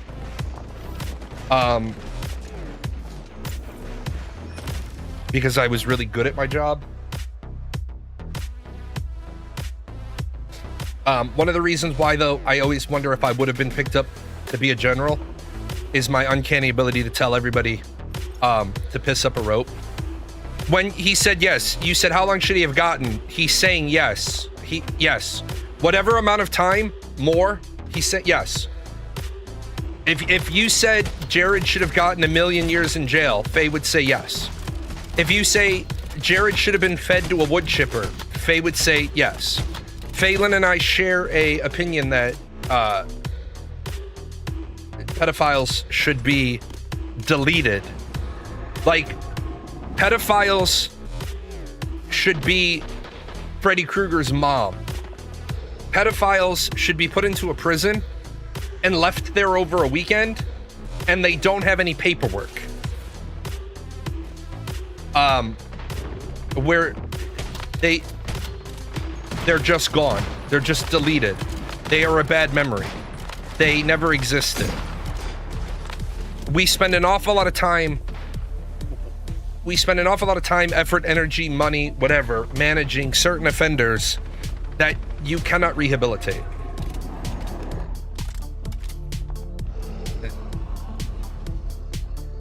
I'm sorry, but there are some people with some conditions that you cannot rehabilitate. And if they cared about being rehabilitated, they would have gotten treatment independently before they hurt another human being, especially a child. So the answer, what sentence should he have gotten? Yes, and whatever. What do we have? You have to be rehabilitated to be rehabilitated. Yeah. And for the majority of them, now, I'm not making an excuse for any of them. I'm giving a reason. Some offenders offend because it's the cycle of abuse. Some, not all, and it's not a carte blanche. There are some people who offend because they are victims. And it's just like, how do you know the sky is blue? Because somebody told you what the sky is, and somebody identified that color to you as blue. Without that factoid, you would not know that the sky is blue. It's just that simple. Some offenders, some victims grow up to be offenders because that's how they think the cycle is supposed to work. It's not. It's incredibly hard not to pass victimhood along. Yeah, it's very hard. And what makes it really difficult is, in that particular realm, our society only has a hammer in the toolbox, so it sees every part of that problem as a nail. Like, it's why I decided a year into my clinical hours to stop, to abandon the pursuit of my counselor's license. I was a year into my clinical hours, and the vicarious trauma is too much. And the thing is that you spend all of your time arguing with people about, like, you have to argue for shit that makes you want to vomit. Like, you have a 12-year-old boy and his 9-year-old sister, and so he's being put in a facility because he was abusing his sister. But then you're like, hold on a second. While I'm not saying what he did was okay, but you have a phone book stack file that this is what the father and the two uncles were doing to the boy. You literally have testimony from the father and the two uncles that they encouraged him to do this to his sister. But we're gonna put him in a fucking inpatient facility until his 18th birthday? Well, how the fuck is he ever gonna know what normal is then? You want him to come out and be a normal, beneficial contributor to society. Now, the other hand, right? You have a kid who does this shit, and there is no instance of when he was a victim. Yeah, throw his ass in fucking jail then. Because as Adaptable says, how do you rehabilitate that which never knew how to behave normally to begin with?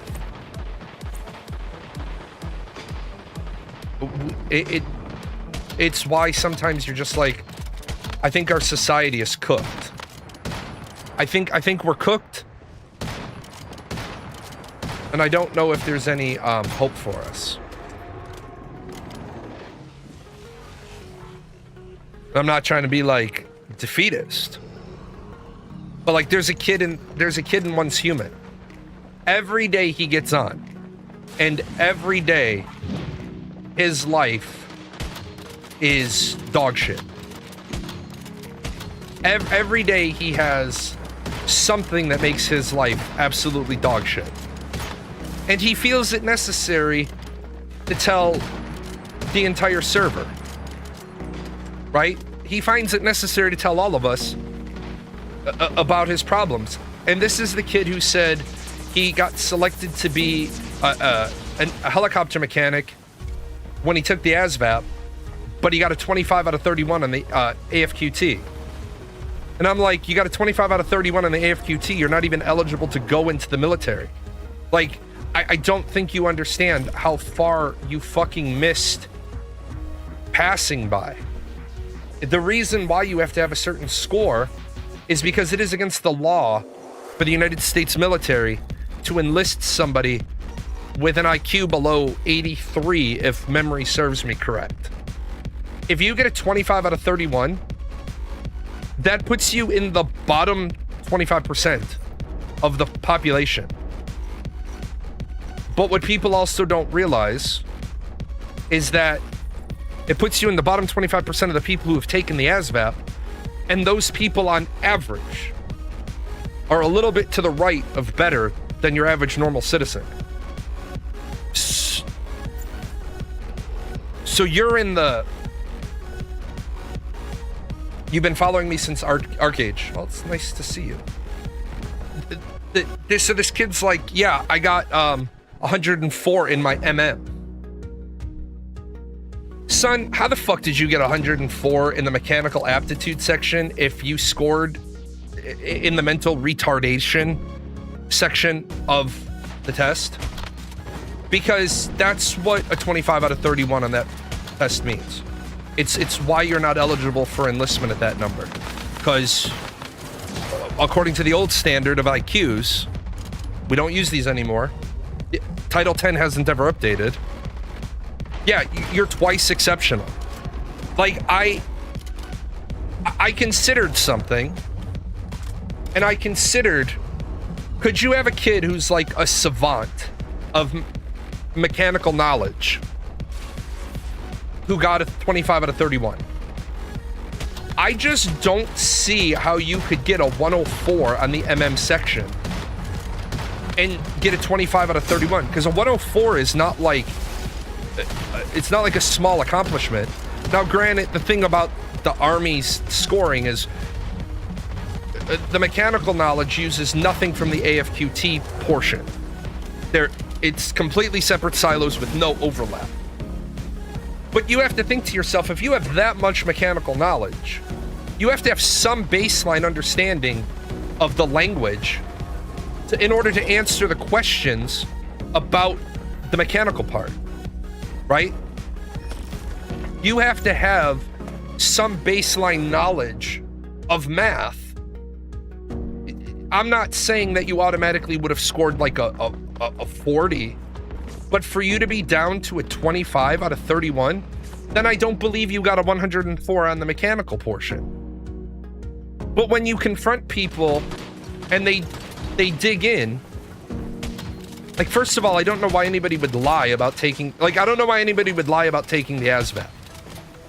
If you took the ASVAB and you failed, yeah, we're gonna laugh at you because you failed, and then we're gonna say, okay, here's what you do.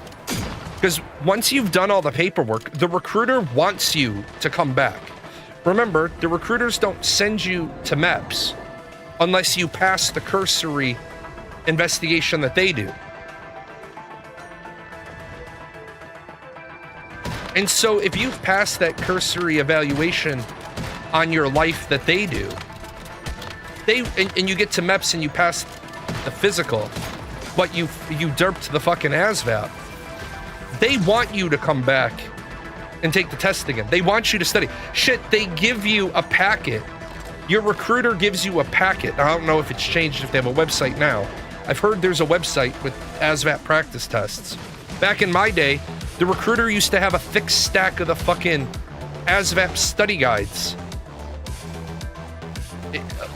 You get there and you don't do well, he's like, here, take this home. I'll see you in 3 weeks. Or Sergeant Foreman was, I'll see you every Friday for study. Like, he brought all the kids in that needed a few more points, and he couldn't run study sessions, but some of us volunteered to help other people get their ASVAB score up. I did it for volunteer hours because it was teaching related. That's what I don't get. But there's like a guy who's a good mechanic but sucks at math. Right. But here's the thing, Rad Dude. You can't be an exceptional mechanic and be so terrible at math that you can't get 8 points on the AFQT. The reason why is part of the mechanical test is fractions. Part of the math test is fractions. That's where the crossover is.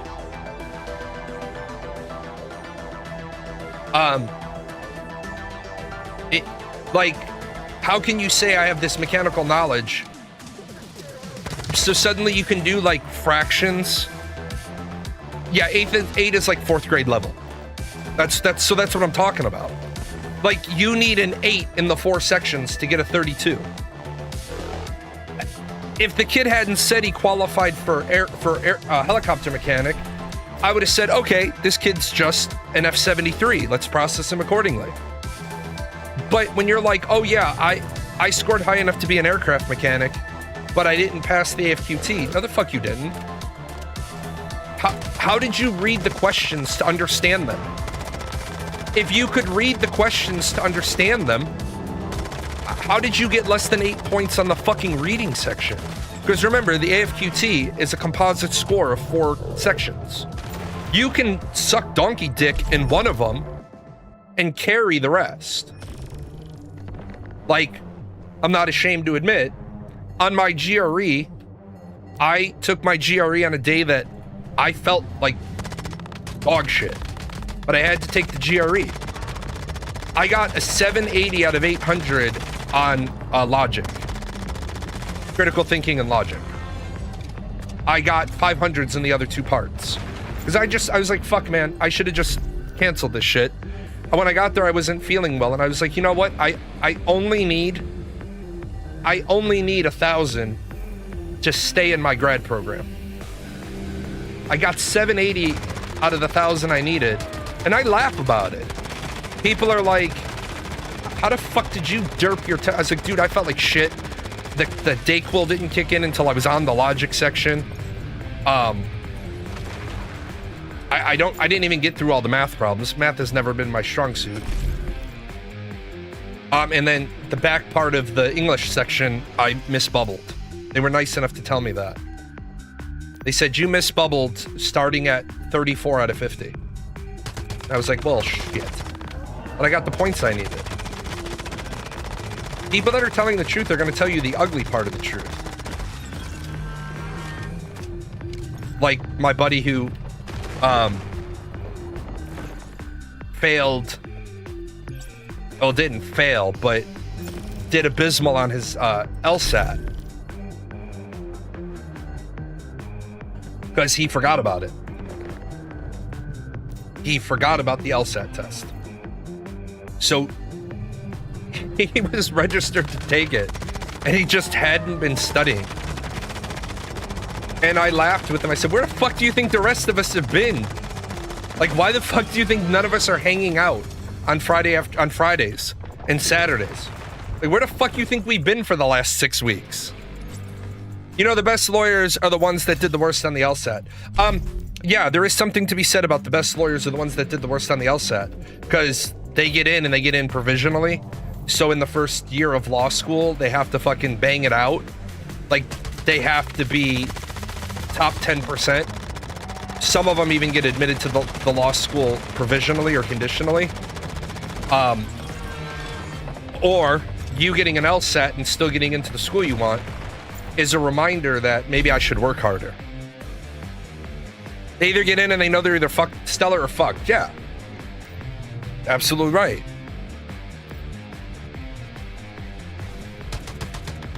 It's like I said, if you've ever seen somebody who's taking the MCAT, I feel terrible for the people taking the MCAT.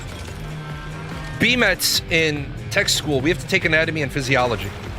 And the one thing that Tamir laughed about was Tamir was a med tech. And they have to do anatomy and physiology as well. But the people that are going to work on you as a medic have to take the 1 credit hour anatomy and physiology. The people that are going to work on the equipment, we have to take the 3 credit hour anatomy and physiology.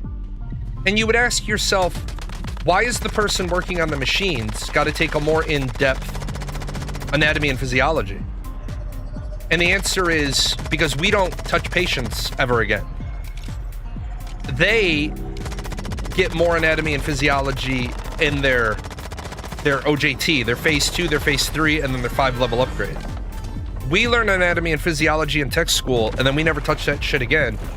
And that's how they, like, a case in point,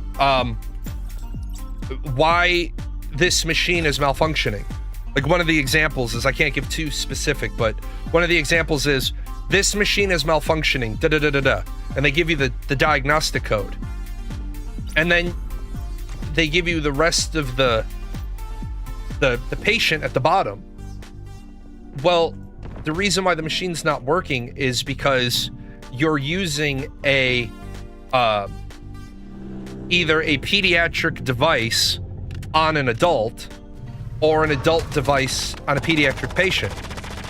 Well, we need to know the anatomy and physiology of infants for infant incubators. We have to know anatomy and physiology for I haven't seen a hospital facility have a hyper unit in a long time. I've seen them have the standalone units, but I haven't seen one on any of my trips through hospitals in a long time. The machine that does both, the temperature regulator for both. But you have to know the anatomy and physiology behind it, otherwise you're gonna kill somebody. And it always made me laugh because a lot of BMETs would fail. Yeah, it's anatomy specific location information. It's what it's more specifically geared towards is so that you're qualified as the BMET to identify mechanical errors or picnic errors. The machine is doing all of these things, okay? You're using the wrong machine for your patient. You're using the wrong blood pressure cuff. You're using the wrong temperature probe. Like, went in and there was a temperature probe bent at a 90 degree angle. One of the temperature probes was bent at a 45 degree angle. Where did you stick this? Well, in the patient's ass. This is not an anal fucking temperature probe. This is not a rectal thermometer. This is an oral thermometer. This is a rectal thermometer, and they're color fucking coded. This is not a problem with the machine. This is a picnic error. This is a problem in the chair, not in the computer. That poor fucking kid is probably out there walking funny. That's why BMETs need to know. Like this crash cart isn't charging. Crash cart will not charge if idiot fucking people don't plug it in.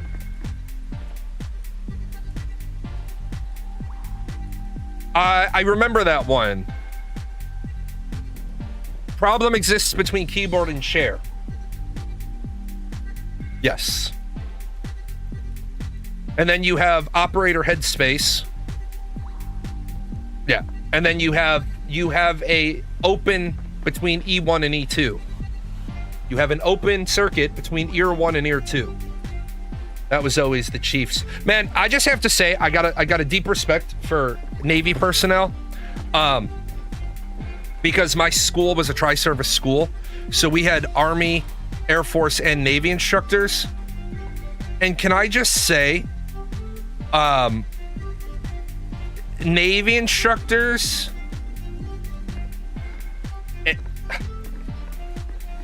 being called a fuckstick for 90 consecutive days, because my first 3 blocks had Navy instructors, or 2, 3, and 4 had Navy instructors. I had a bunch of kids.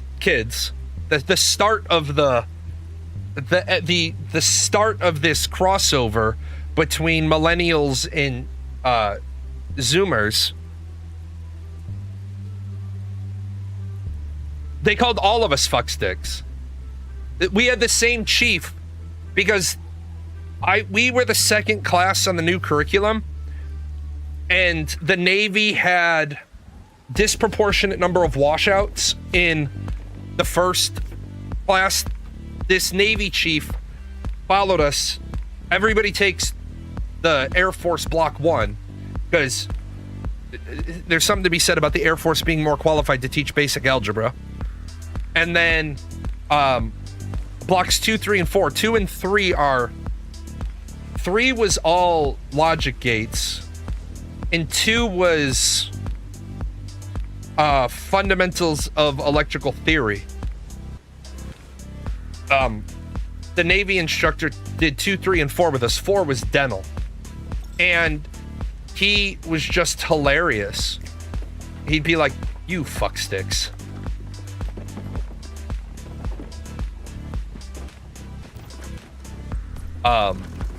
He was just fucking, "You fucksticks." He was also the one that taught us the acronyms GTFO, STFO.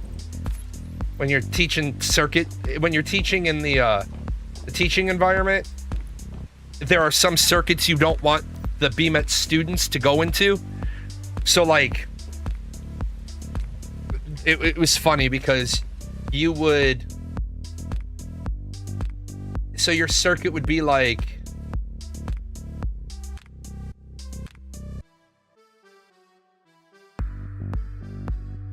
something like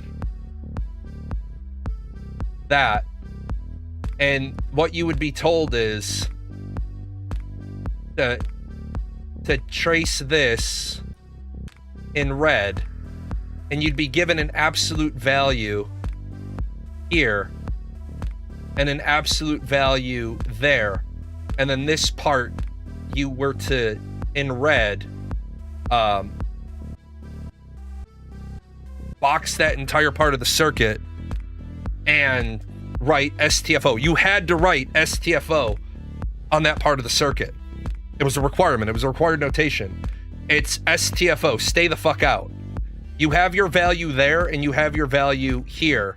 You don't touch anything in between. They outright told you, we are not going to fuck about inside of that circuit. So if you have this here, then you know you're good up to that point. If you have that there, you know you're good after that point. If you don't have that on the second one, you just write up error in STFO. And then you just had to know if it was a short or an open. If it's 0, it's a short to ground. Yeah, you don't do shit with printed boards. You just replace. Yeah, we do. Well, 3 levels and 5 levels do Swaptronics. 7 levels are trained. Well, I don't think there are anymore. In my era, 7 levels were trained board level for if you're deployed. But we don't. BMETs don't generally deploy to places that we can't. Air Force BMETs generally don't deploy to places that we can't get replacement Swaptronic parts. Army does. Navy generally doesn't, because Navy doesn't really, like, Navy stays on the boat. Marines don't take a hospital with them. So, like, the Navy doesn't need to teach board level troubleshooting because they have spares on the boat, and you don't send BMETs in with Marines. So, because there's no point. But no, it was just having a Navy instructor was really eye-opening. Well, that's not gonna work. You're both feeling blue.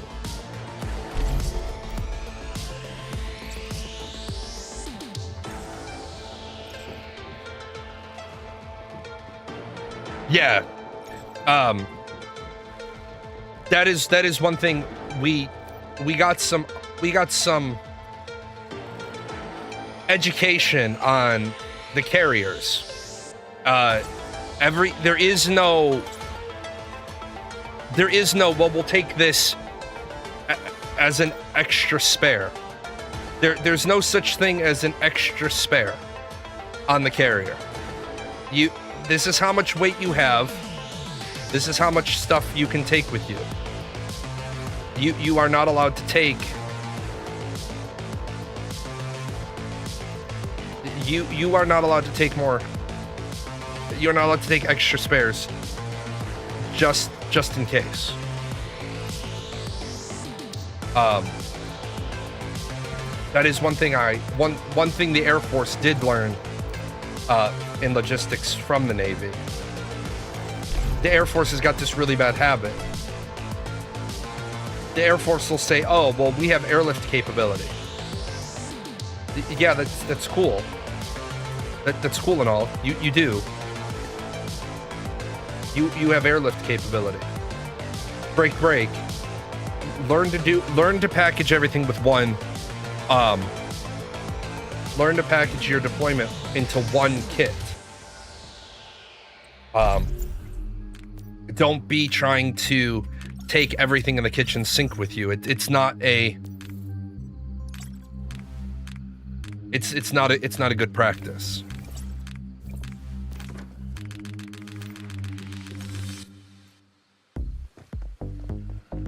Let's see. I think I did a bunch of them. Oh, look at that. Look at all these gravity crystals.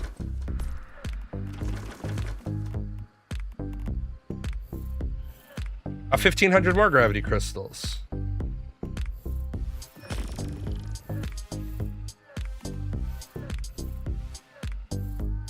Nope, there's an essence, so I stop. The reason why we deliver most of our ship by boat, it's because C2 can carry like half a ton, and ship can carry 100. Yeah, exactly.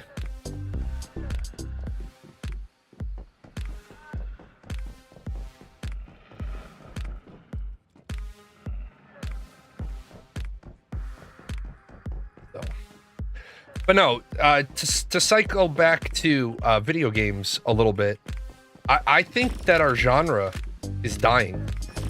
And I'm not like this alarmist who's like, oh no, Chicken Little, the sky is falling. I really do believe the MMORPG genre is dying. It's because as a unified front, we can't decide what we want. I'll be right back.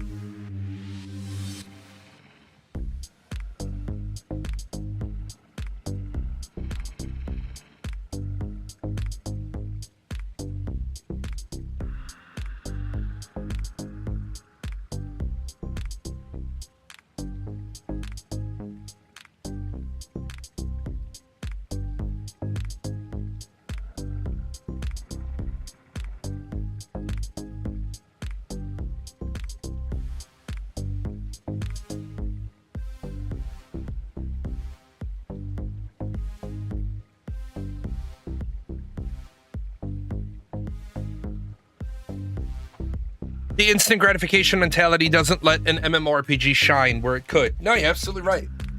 The problem we have with the MMORPG genre is that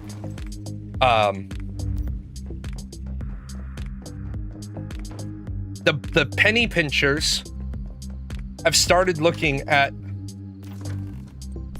the outcomes, and what they've done is they've said, well, why do mobile games make all this money?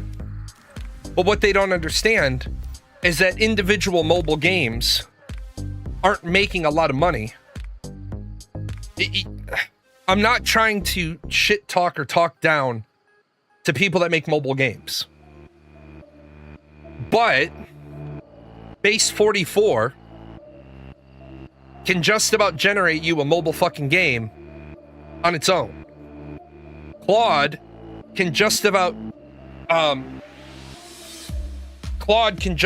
generate an entire mobile game on its own. Yeah, mobile games are basically another industry to compared to PC and console games. And so you have these companies that are trying, like, I hate that they took Once Human and they made it mobile compatible, because they changed so many things. But where I'm happy enough that they did it is because they did it and it got more player base, it got more money, especially Chinese money. And I'm more than happy to let Chinese mobile whales pay for a game so I can keep it. I would have no problem if they put a $14.95 a month subscription on this. They would make less money, but I have no problem if they did that.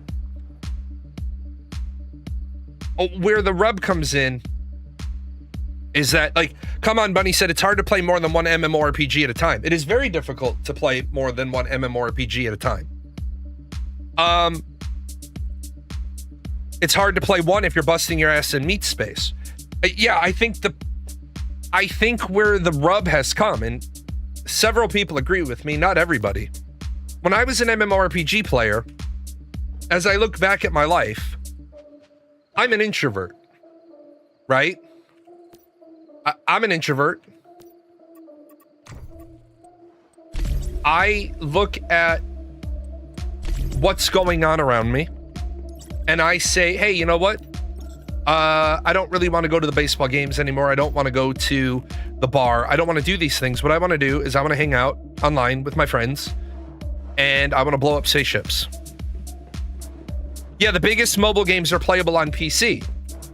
I don't know how many times in recent years I have gotten conned because I'll start playing a free-to-play game on Steam, and I'm like, hold on a second. And then I look it up on the Google Play Store or the iPhone, the iStore. And I'm like, wait, you dirty bastards. You took essentially what is a mobile game, you made a Steam port for it, and now here I am playing it thinking it's good.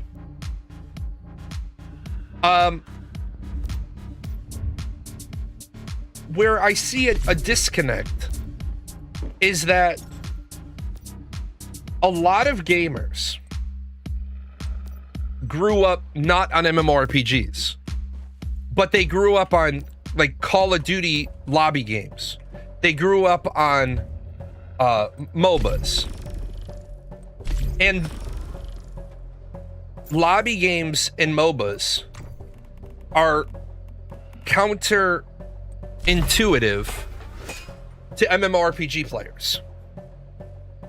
And it's where MMORPG players got to give a little because they're not willing to give any of it. Yeah, even Warframe is on mobile now. And that's because the developers... everybody has a phone. Don't you guys have phones? Everybody has a phone. Not everybody has a PC powerful enough to play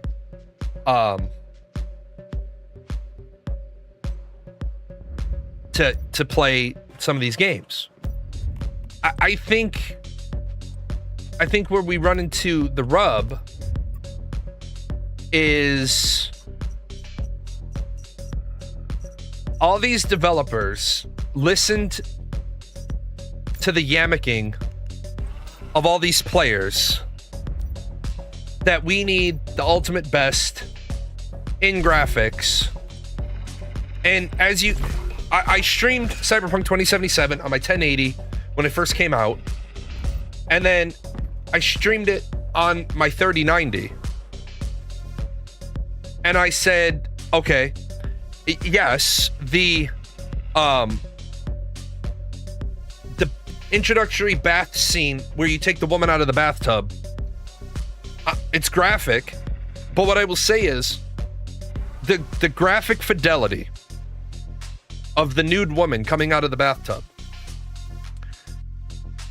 is so close to realistic. I can appreciate why people want graphics to start pushing the realistic line. But where the problem comes in is not everybody has that level of PC. So not everybody can, get down and have the crispy. Yeah, that's why we love path tracing, ray tracing, Lumen.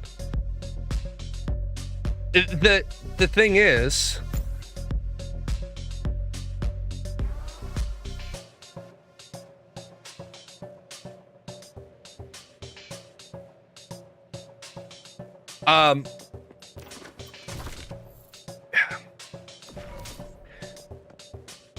people kept pushing Ashes of Creation in a direction, and Steven Sharif was the absolute worst possible leader for Intrepid Studios, because Steven Sharif never locked down very key important things with the development of Ashes of Creation.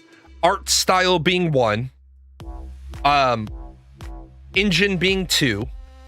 Like, yeah, a new engine is available. We're not moving to it. Why aren't we moving to it? Because we don't need it. We don't, to do what we want to do, we don't need the bigger, better deal. We don't need the latest and greatest. Cyberpunk has added a little mental checkbox for me for fidelity now. It's still low on my priorities, but it's something that I'll consider moving forward. Right.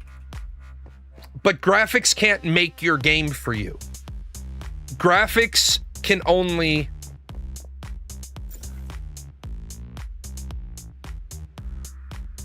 Graphics can only break your game.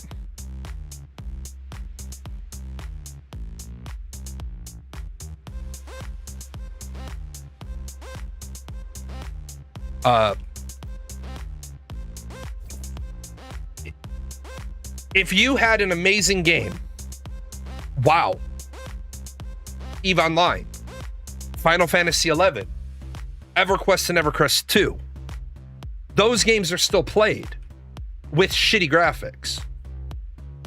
One of my favorite games, Vampire the Masquerade Redemption, I think is the name of the game. I own it on Steam. I can't play it. And here's why I can't play it. The graphics are too old. The graphics are just too old. Because everything is non-responsive. Everything is it's very, very difficult to click on things because the resolution is shit. The game was great back in the day. Bloodlines 2. Great fucking graphics. Shitty fucking gameplay. Now, I personally thought Bloodlines 2 was a good game. I personally thought it was good. The problem is, yeah, bad graphics are a distraction.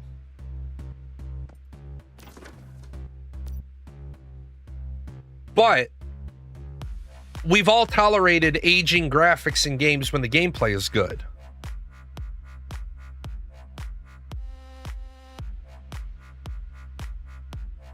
I honestly don't think an inconsistent art style was a massive issue with Ashes in terms of how it looked.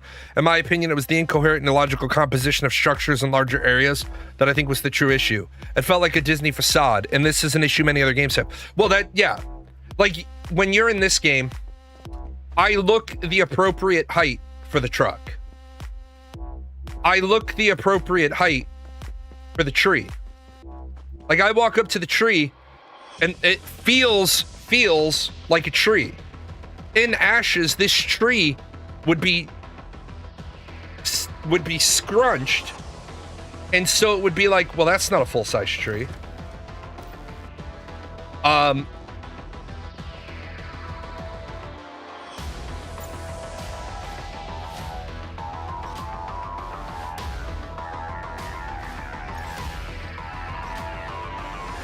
I think where the problem comes in is if you start to say for 5 years, these are our graphics. What we're doing is we're selling art for 5 years. And then when people finally get into the game, it looks like dog shit. I think that was the other major issue.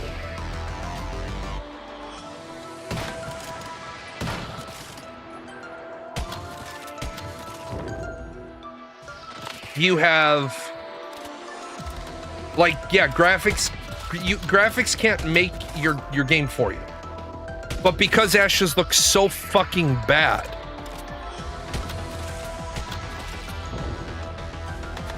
there was no way for them to recover, because it's like, okay, dude, you had an art department that was the size of, you know, some development teams,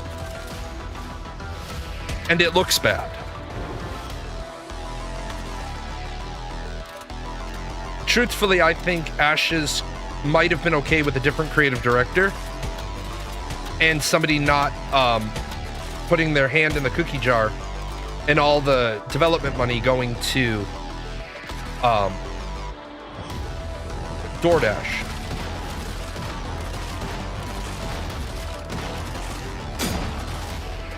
And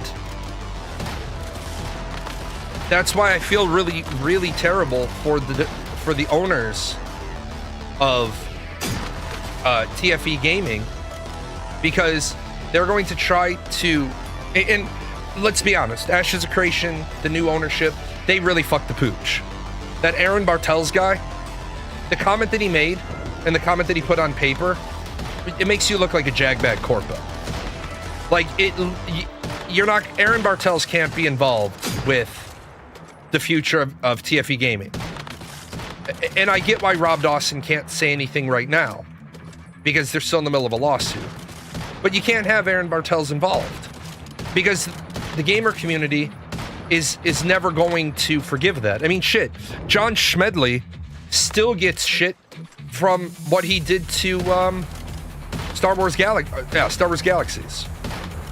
You can't, Aaron Bartels has got to go. When and if Rob Dawson is able to get Intrepid Studios, TFE Gaming, Ashes of Creation back into development, he is going to have to make a very hard decision, and that is he's going to have to throw some people under the bus, because some people got to go under the bus. They've got to be like, yeah, we were wrong. We didn't understand the gamer dynamic. We didn't understand the gamer culture, and we apologize for that.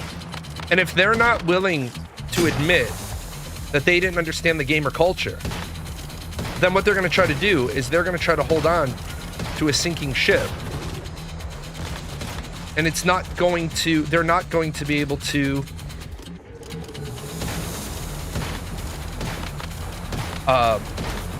recover the product. Because remember, they have to finish the game now with $80 million pissed away. Ashes isn't going to just, it's not like Steven walked off with like 10 million and there's, you know, an honest to God $100 million worth of development on the product. Because there's not. I would say, realistically speaking, if we're being heartfelt and honest, Intrepid Studios' Ashes of Creation is probably worth about $5 million of development, maybe another $5 million, maybe in assets, maybe. And I don't know if there's too many studios that would want to buy their problems. Yeah, it's like we were talking about this the other day. If they try to build Ashes of Creation, if another development company tries to build it, would they be better off trying to salvage any of the code? Or would they be better off just saying, okay, we're going to strip every system down to its raw form and just try to build it fresh organically? And I think the problem is, even if you went overseas to a cheap Asian studio, I think that cheap Asian studio would just be better off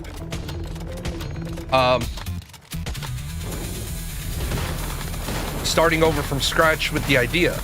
Maybe look at the code and see, okay, what did you guys do? How did you maybe solve some particular problems? But I don't think there's anything in the code that's so star-spangled awesome that it's worth spending the time to muck around with understanding the code. And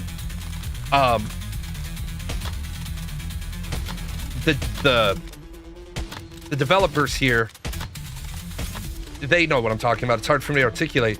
It's going to take you twice as long to learn somebody else's code than it is for you to just lay down clean code.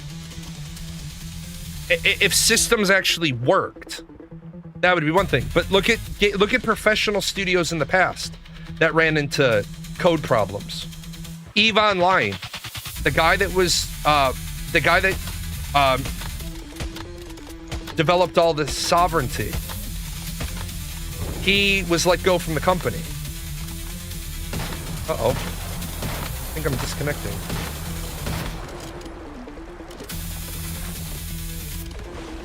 He was let go from the company.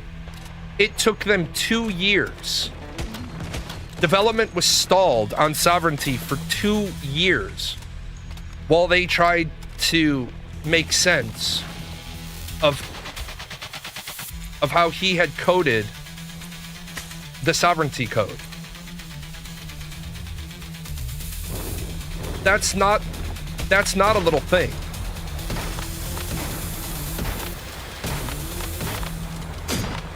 That's a really big problem. You don't know how the Sovereignty code works, and it all went out the door with one guy. ArcAge, same thing. XL Games fired a third of their staff. Let a third of their staff go. Those people went to work on Black Desert. They went to Pearl Abyss, I think, was the owner. They ultimately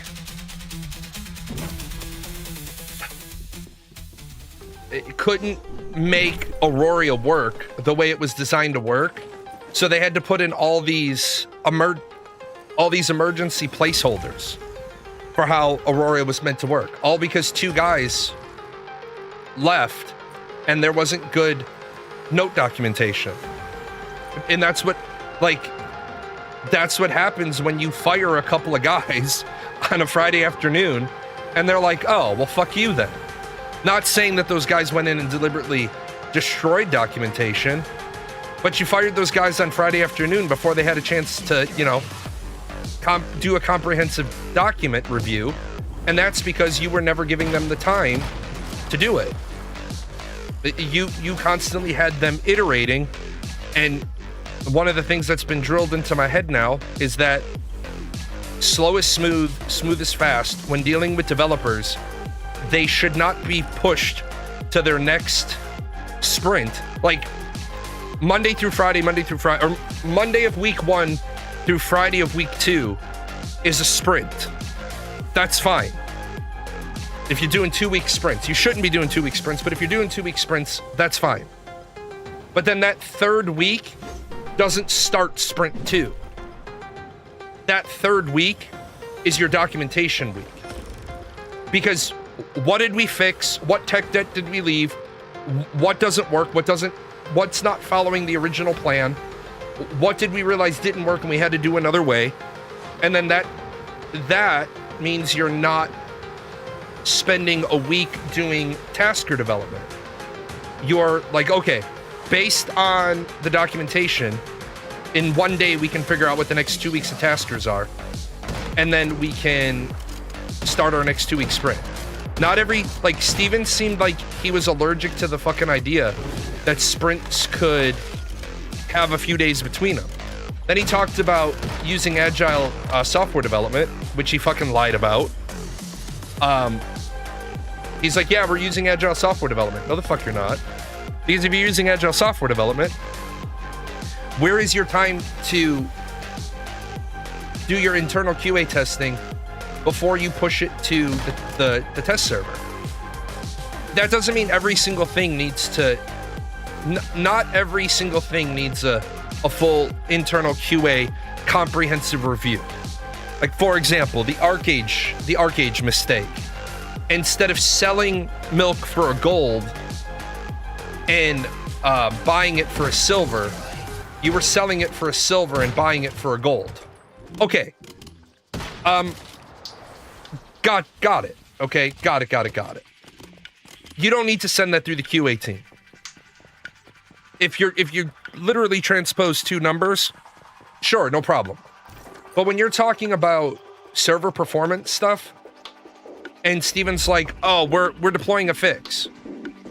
That fix didn't work. Oh, well, no shit. I wonder why that fix didn't work then, son. Because you deployed a fix. You didn't give anybody a chance to test it. Because you're so obsessed with keeping people happy. You know how you keep people happy? Keep them informed.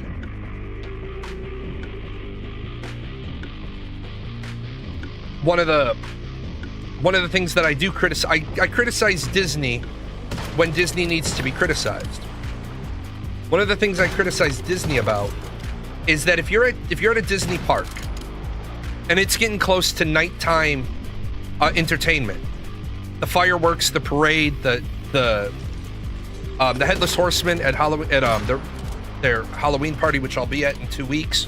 Yes, I know it's still August, but I can't afford to take Gizmo out of school anymore. She's in 8th grade now. She's kind of upset with me, but we can't be doing these like getaways that we used to do. She's got 8th grade is the start of running start eligibility. That's where in high school they go to college for junior and senior year. So the day they graduate high school, they also have an associate's degree. She wants to do that program. So I can't be taking her out in 8th grade. Her attendance will look like shit again. She gets really ill every year. But yeah, if it rains at all, the Headless Horseman can't come out because the horse is trained to go on the route and the rider can't really see. He can't really control the horse. So if it's wet, they can't do it. Well, Disney is really, really bad. Okay? It's one of the few things I will ever say Disney is really, really bad at. Disney is really, really bad at managing expectations because Disney hopes in one hand and shits in the other, and they hope that the hope hand fills up first. But I understand the reason why. If it's Orlando and they cancel Fantasmic at 7 o'clock, 2 hours before it's supposed to start, they have to give an awful lot of refunds. But if they wait till 8:45, they can kind of more accurately see what the weather is going to do and maybe not have to give all those refunds. Like when I was at Fantasmic in May, when I was at Disney in May, my daughter hadn't seen Fantasmic in several years, so I was taking her to it.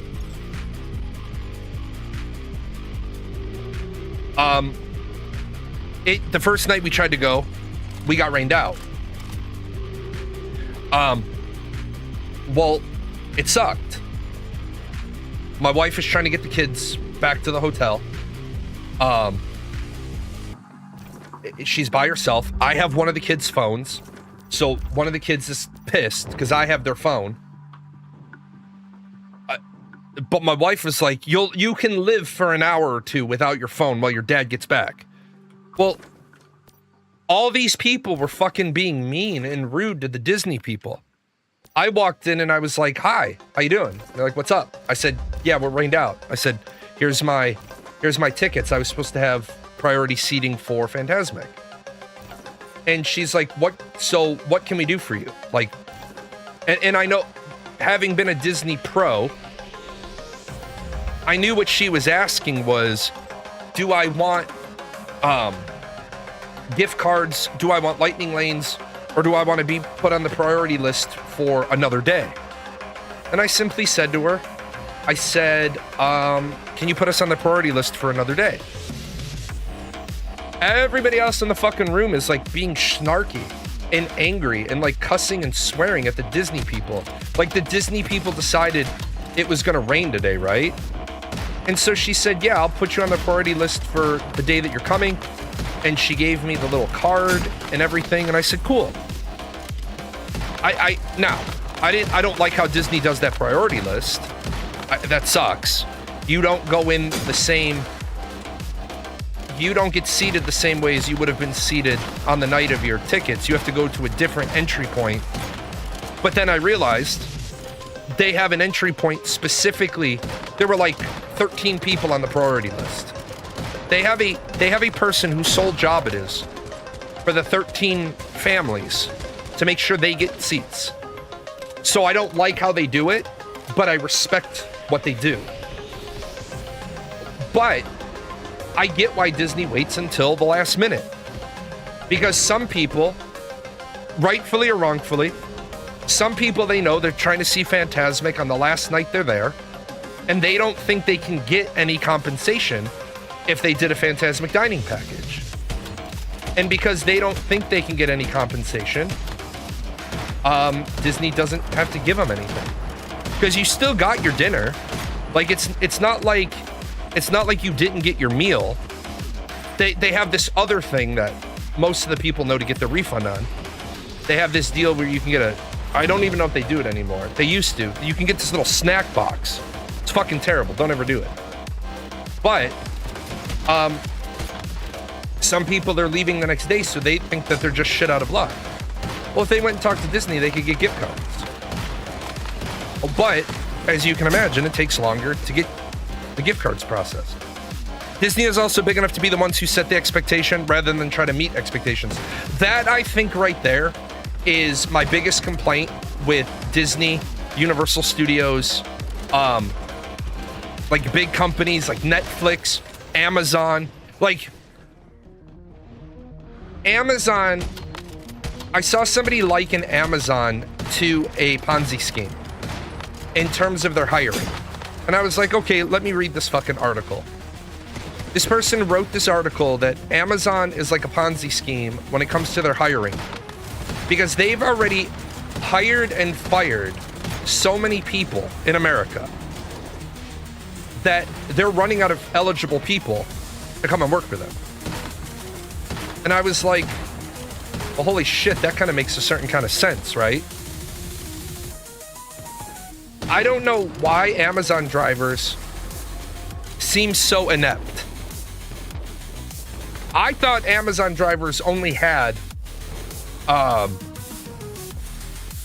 like a GPS. And I could get it, right?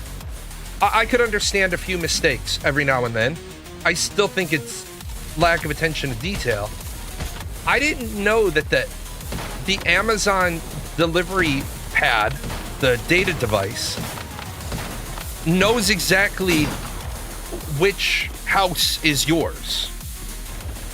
It literally, if you file a complaint with Amazon to say my package was delivered to the wrong address, it pops up a map that has your address on it with a pin on your address and says, please update the pin. So all I did was move the pin from the middle of my house to the front door, thinking, hey, maybe this will get the driver's attention. They fucking deliver across the street all the time. And then luckily across the street is the Marine. He and we're not friends, like we don't hang out, but we're friendly. He's had shit dropped off at my house. I pick it up. It says my package has been delivered. I walk across the street. I wave to his Ring camera. I hold this package up. I put it down. And then I just say, yeah, this one's mine. I'm taking it with me. He doesn't give a shit. Because he knows I'm not walking over there stealing his package.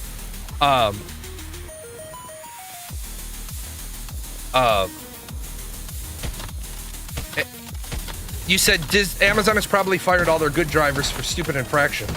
Yeah. That's part of the problem. All the drivers in my area seem to be fine, better than FedEx. That's good. But again, Amazon should be set, like, people are angry at Amazon. For whatever reasons. Fine, be angry at Amazon. People are angry because Bezos is rich. Fine, be angry at Bezos. But what you should really be angry about is that our government had the opportunity to supplement the post office with Amazon deliveries, because Amazon didn't want to deal with setting up its own distribution network. Amazon wanted to use the United States Postal Service.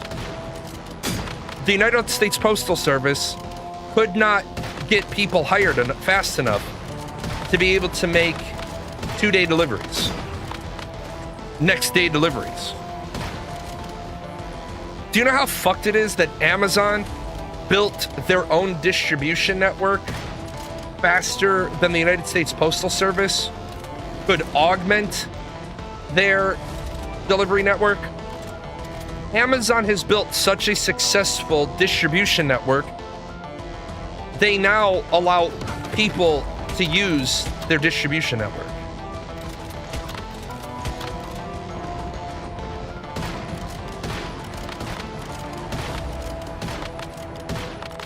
And judging by reported working conditions, no good drivers would want to work for Amazon. Apparently, drivers don't even have time to take lunch breaks because they'll fall behind their daily schedule. That's not true. Not true in America. The United States Postal Service still last. No, it's not. USPS is not the best last mile delivery system. Not even fucking close. Not even fucking close.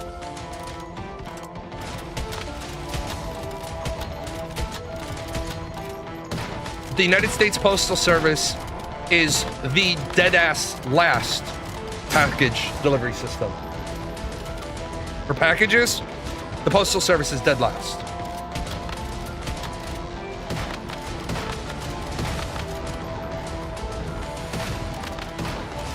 The postal system, like everything else in the government, they don't give a shit. For example, around Christmas time, there could be a fuck ton of boxes in the fucking mail building.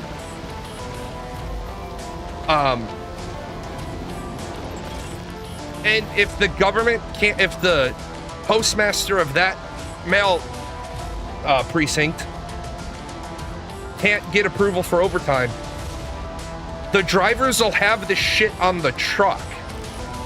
And if they're told there's no overtime today, however many minutes they are away from the post office, they drive back to the post office. They lock the truck up with today's package is still loaded on it. Even though it'll say out for delivery, you ain't getting that shit till tomorrow. UPS, on the other hand, will pay their drivers overtime if the driver calls in and says, hey, I'm stuck at a train. And they call in all the time. I'm stuck at a train. What do you mean you're stuck at a train? There's a fucking train on the tracks and the gates haven't gone up and I'm stuck here. And UPS is like, okay, well, get all of your packages delivered and put in the appropriate either comp time or overtime. Because it's more expensive for UPS to bring the truck back half full, de-truck it, put it back through sorting, and make sure it gets there. Now, DXL, I don't count DXL, because really, that's like fucking fly-by-night package delivery. DHS, UPS, FedEx, that's who we're kind of talking about. Oh, I'm done. That's my 12. That's kind of who we're referencing. I wondered why FedEx or UPS is bad in one area over another. I get people telling me all the time about how FedEx is better than UPS or vice versa for the areas, and I haven't been able to look into what causes deficiencies for either carrier. What I can tell you is it has to do with the local management. It has to do with the local sorting. If Delaron was here, he could chime in a little bit better. But you have a distribution center that's also a loading section for deliveries. And then you have a distribution center that is literally the end of the line. So, yeah, distribution warehouse. So some of them,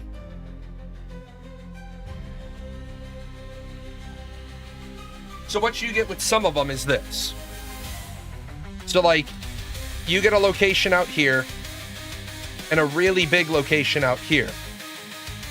And what you'll find is this is usually a lower rating than this, because packages go from here to here and they get sorted out onto delivery trucks and the trucks deliver to you. But over here, you have packages that have to go out to maybe 2 or 3 of these distribution centers. And then the other side of the warehouse is also, they're loading trucks of their own. So they do deliveries out of this place and then they route packages further out down the line. Well, the problem is their priority isn't loading the trucks for the next day. If they're short-staffed, their priority is getting the packages out to the smaller distribution hubs. The problem with that is it doesn't make you feel good when your package is the one that's lost in the shuffle. But they would rather get the trucks out the door, right? Because if they send the trucks out the door, more packages are getting delivered on time versus less packages getting delivered on time.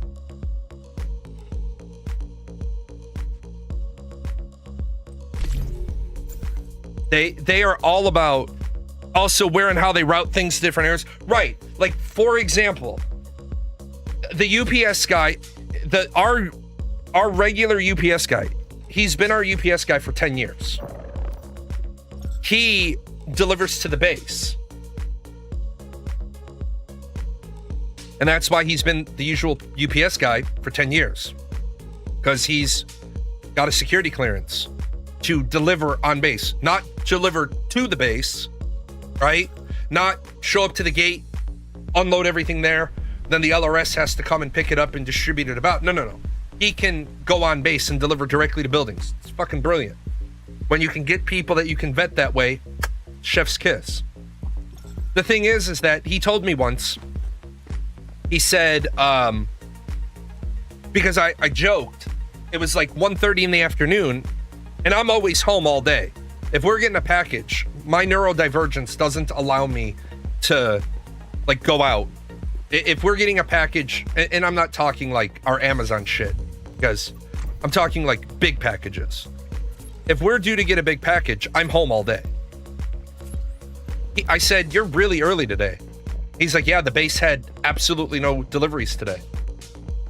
I said, so that's how it works? He's like, yep. He's like, I drive my morning route that takes me to the base. After that, I go back to the distribution center. I switch trucks, and then I do your town and a little bit of the other town over. Because as I've shown you in the past, like, our town is like a fucking Pac-Man. It like eats part of another town. Due to our unincorporated area, our town never sold our unincorporated areas. So like, our township is a Pac-Man, and there's like other towns in the mouth. He said, so yeah, I do my morning route, I go to the base, and then I switch trucks, I have lunch, I switch trucks, I drive out here. He said, sometimes, he said, the days that I'm here at 6 o'clock at night, he's like, trust me, I don't want to be here at 6 o'clock at night. It's because my second truck also had base stuff on it. Because somebody fucked up.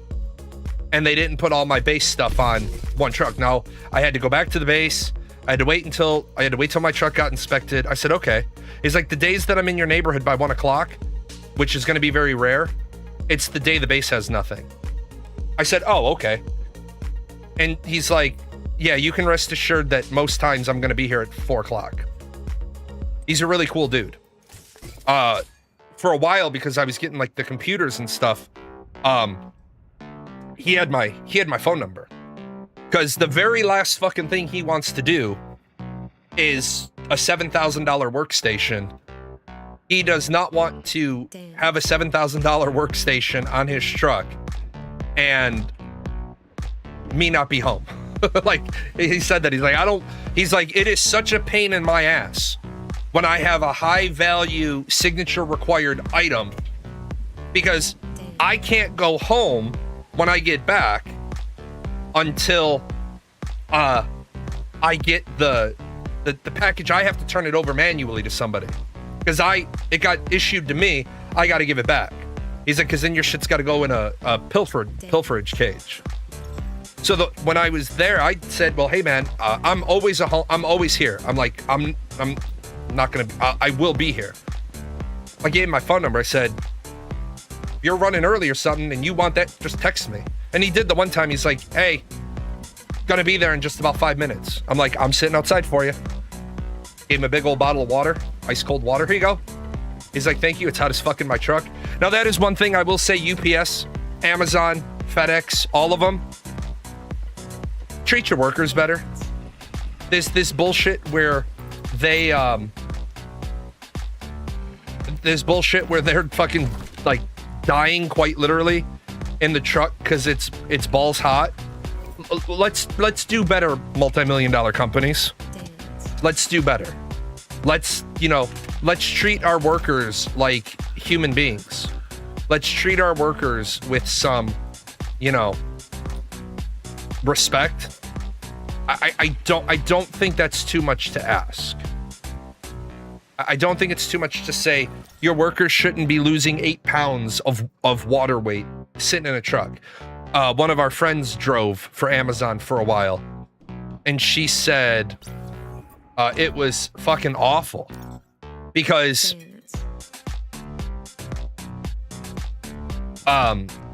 they have to turn their trucks off. It's not like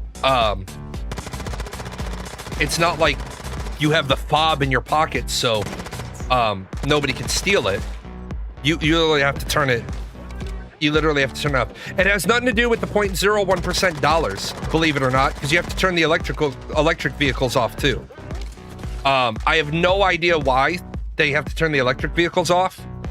But the gas vehicles, it has to do with emissions.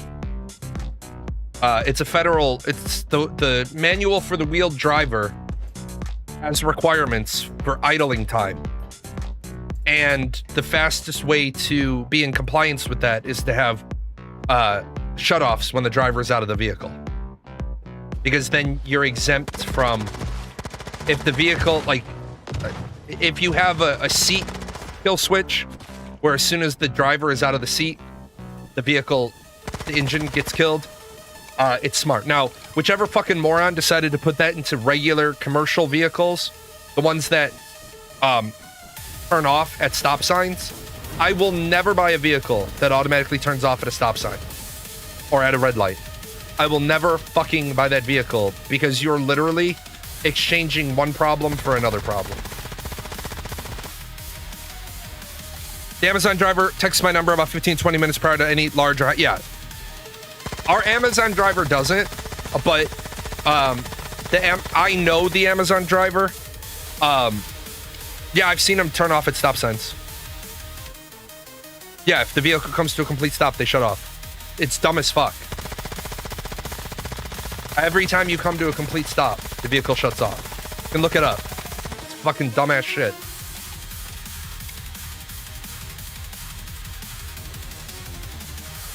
But our usual Amazon guy, he is cool as shit because we've started doing that Prime Day for the extra 2% cash back. Because we order a couple of $100 worth of stuff every month. Yeah, you can turn that feature off. I think it was you who told me that. The last time I brought it up, I was like, yeah, I looked into that. It's a bullshit feature. You can disable it though. That is a end user modifiable thing. But it's just like, it's like the dumbest fucking, it's like all these ass clowns right now. We're in the middle of a heat wave. For those of you that aren't aware, right now where I'm at, it is 92 degrees where I'm at right now. Feels like 104. And then the next couple of hours, it's supposed to get hot enough that it's going to feel like 115. And you've got these people spewing this mad bullshit. Where they're like, you should have your house set to 80 if you're not in it. Because it's better for the... No, it's not. It is not better for shit for you to have your house, for you to set your thermostat to go up to 80. The reason why is because when you let your house get up to 80 degrees, then your AC is going to run non-fucking stop, trying to catch back up to where you want it. Now, people have said, yeah, but the goal is so that during the workday, everybody's air conditioners aren't running. I said, what about my fucking cats, yo? I said, you want me to set my house to 80 fucking degrees while I'm on vacation? First of all, fuck that. Second of all, my house is at 68 degrees. That has to do with my PTSD. has to do with my wife's PTSD. The best thing for when you're in it is to be at 72. That's the temperature that gives you the best blood flow. You're right. It is. 100%. But I set it to 68. But I'm also one of those sane people that in the winter, 70 for me is what I would love 70 year round.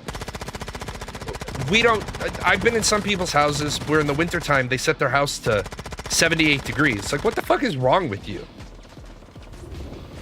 Like, your house is 78 fucking degrees? Get a fucking space heater for the one room you're in. We do 68.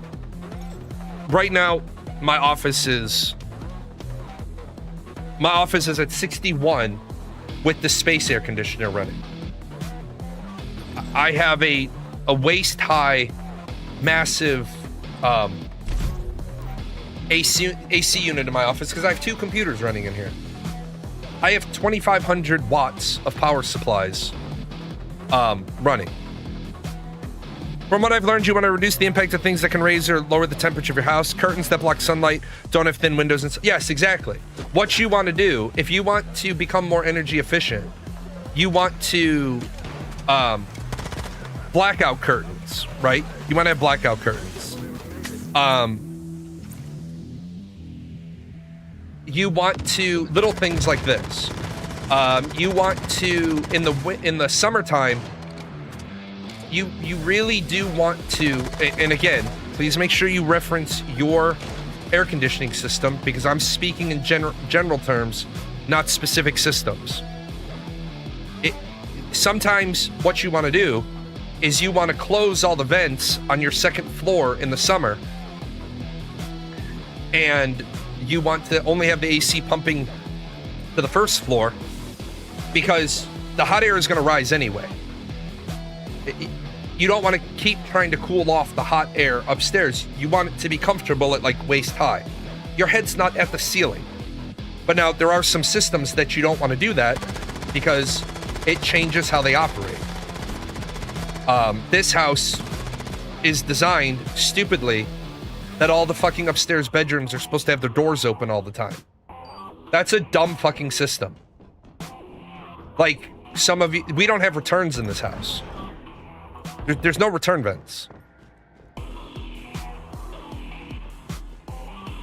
So if all the fucking, if all the doors upstairs are closed, then all the fucking cold air is going into cold rooms and it can't get back out to the thermostat.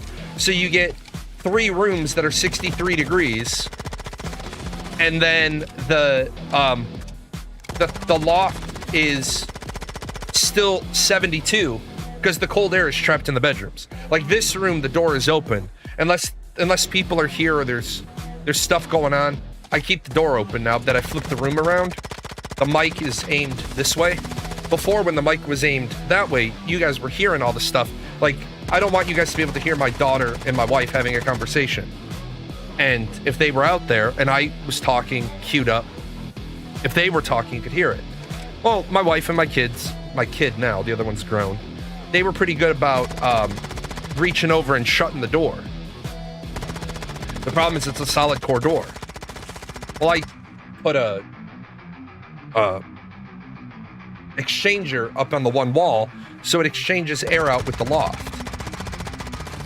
But we're just building fucking shit houses in America. We're building stupid houses. It's like all the people, all these fucking people who got on the air fryer craze, and then you look at their fucking home oven, and they have a convection oven setting on their oven, and then they spent $300 on a Ninja countertop air fryer. You're just like, you know, you had an air fryer, right? Like you know this. They're like, no, I only have an oven. Convection oven. Yeah, but that's not an air fryer. Bravo, Ninja. You've managed to convince people that an air fryer is something other than a convection oven.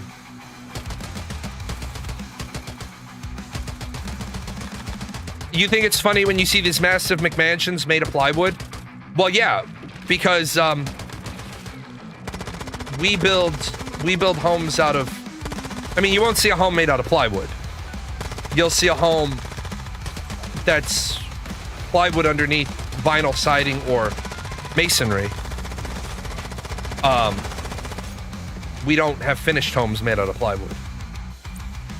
But a lot of people don't get that. They don't understand it. Yeah, and you're right. It's way faster and easier to run a small air fryer to heat up some fries rather than heat up your whole oven. Absolutely. Absolutely. I'm not concerned that people buy an air fryer. I'm concerned that people didn't know what an air fryer is. They didn't realize they already had one. You already had that. Now you're just, what you're paying for is convenience. Like, truthfully, you can get, I think for some people, they would be better off not having an oven. And I know it's going to sound terrible, but there are some people that only ever use the range and the microwave in their house. So I think for those people, they don't need an oven. They need a burner top. And then give them an air fryer and a microwave, and they might actually eat cheaper food. Because if you can get them to put it in the air fryer. What's the problem with TV dinners? The problem with TV dinners is, A, they're full of fucking sodium. B, one doesn't fill you up. So what do you see people doing? Eating 2 or 3 banquet meals. Well, motherfucker, by the time you get done eating 2 or 3 banquet meals, you've taken in 3 days, 4 days worth of salt. But they don't know any better, or they can't do any different. I don't often need to use my oven to cook for myself. Now that I think about it, your air fryer cooks your sweet potatoes in 13 minutes. Right, exactly. You're not using it. Yeah, 5,000 calories a pop. 3,600 calories a pop. Right. Oop.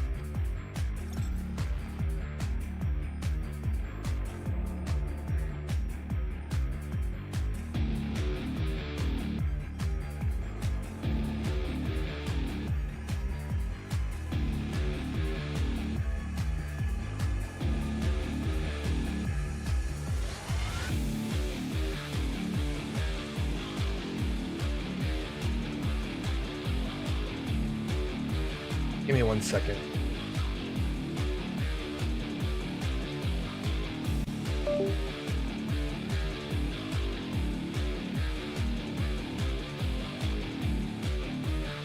These people keep trying to bill me for something and it's pissing me off.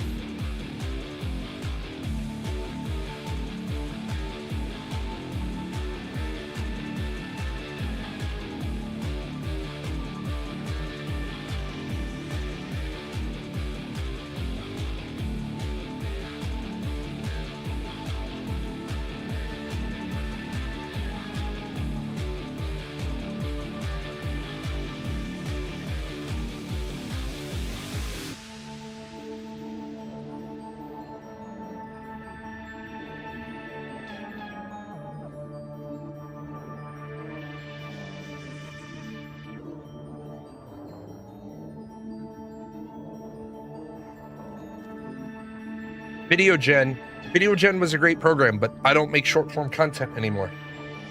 They keep trying to charge me $360. It keeps saying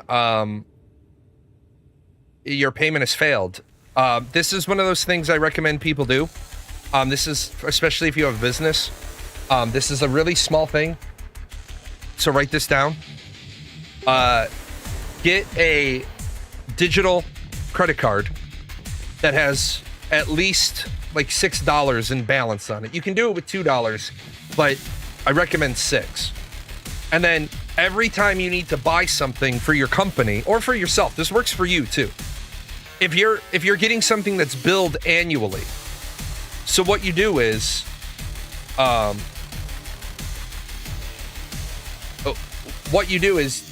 you're gonna buy VideoGen for a year. So you put in your credit card number. You wait until you get your access. As soon as you get your access, you go back into the subscription management service and you load the credit card with the $6 balance on it.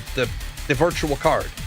That way, in a year from now, when your dumbass totally forgets that you have a subscription coming due, when they try to run it, it only can try to run against the $6 and it won't go through. And then you can cancel it.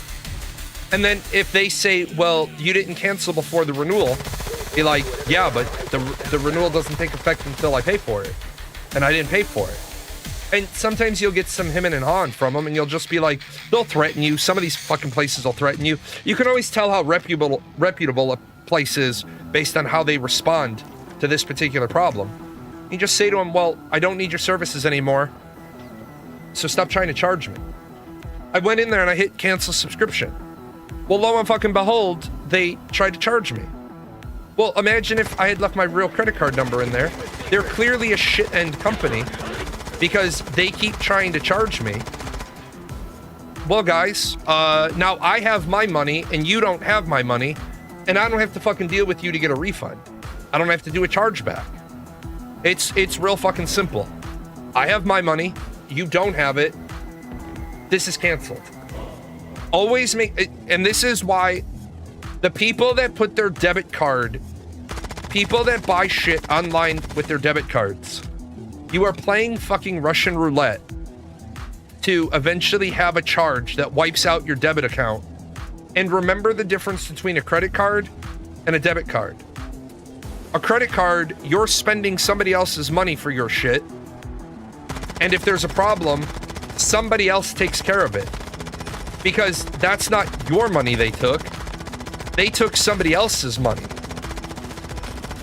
If you fraudulently charge my Discover, Discover gets involved because you took Discover's money. If you link shit through your debit card, they have your money. And now you can't pay your bills because they took your money. Like, for example, $360 on a credit card. I'm disputing this charge. Discover's like, okay, we'll either give you the credit or we'll put this amount in abeyance while we work it out. The debit card, the money's already gone. Until they rule in your favor, the money's gone. Now, some credit unions issue you a credit, and that's fine. That's, you know, six of one, half dozen of the other. But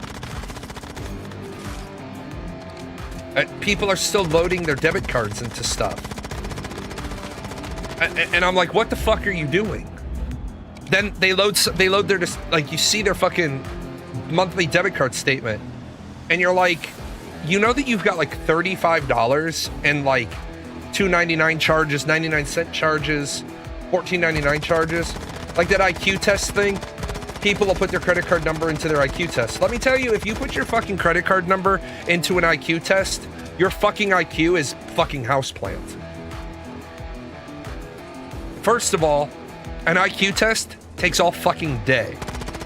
Second of all, an IQ test is part of it's written or electronic, part of it's interview.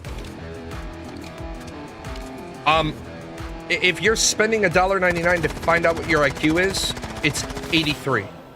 That's what your IQ is. I'm not trying to be mean, not trying to be a jerk, but if you're paying $1.99 to get an IQ test, your IQ is 83.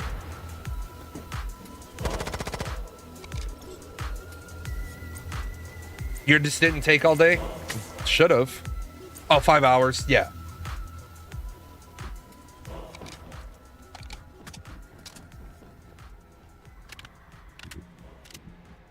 Yeah, it's a long test. Especially if you take your IQ test and they give you the MMPI attached to it. Which they should. Because your MMPI is important for them to have sort of a baseline so that, because remember, your IQ test is all interpretive. And what really kills me is that people don't understand what IQ tests are for. IQ tests don't say how intelligent you are, which is why it's so dumb that it's called an intelligence quotient. IQ tests are a measure of your teachability. And if you want to get really down into the weeds, They're a measure of your teachability and your learnability. How easy it is to teach you, how well you can learn. It is not your intelligence.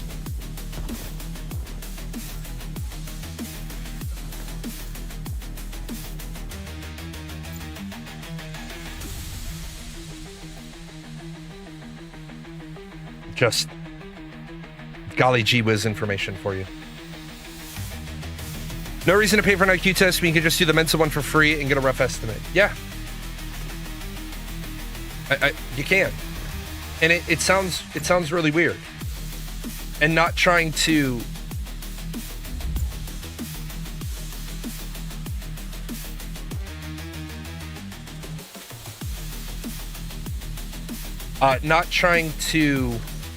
talk down to people, but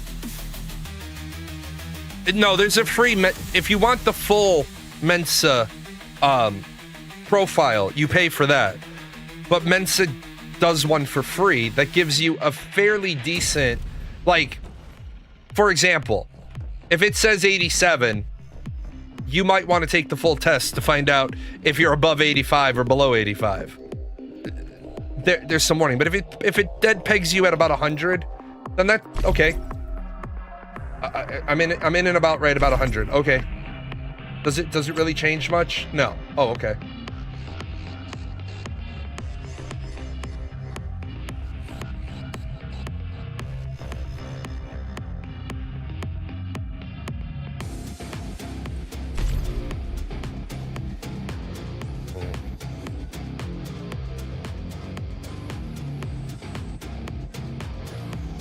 Who's crying out there? Come here.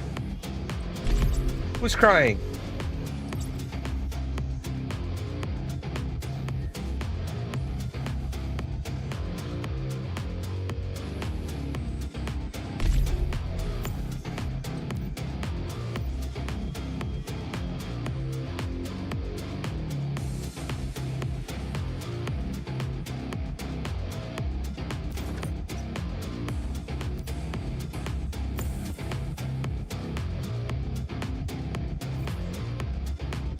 Yeah. My state has... That's Mittens. I tried to get him. He's telling on his mama. Oh, okay. He's fine. He can chirp all he wants. He doesn't bother me. Just Mittens and Athena sound so much alike. Mittens doesn't ever cry when somebody attacks him. He just fights back. I'll be right back.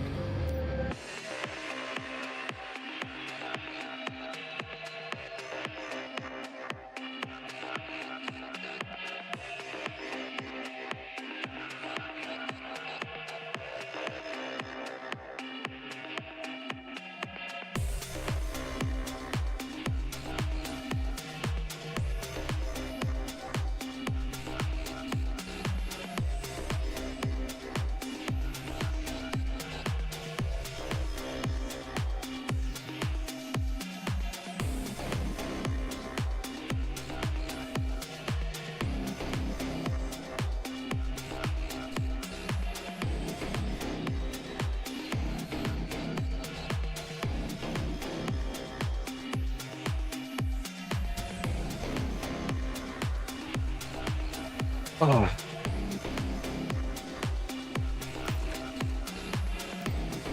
So.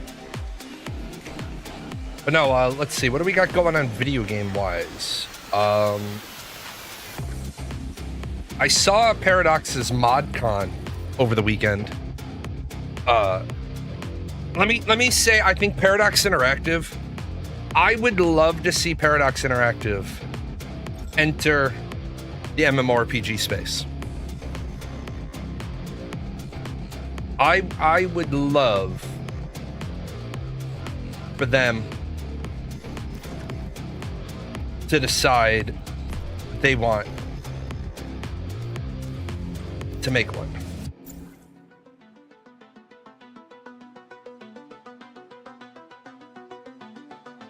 Mistfall Hunters releases Wednesday night. Dark Fantasy Extraction.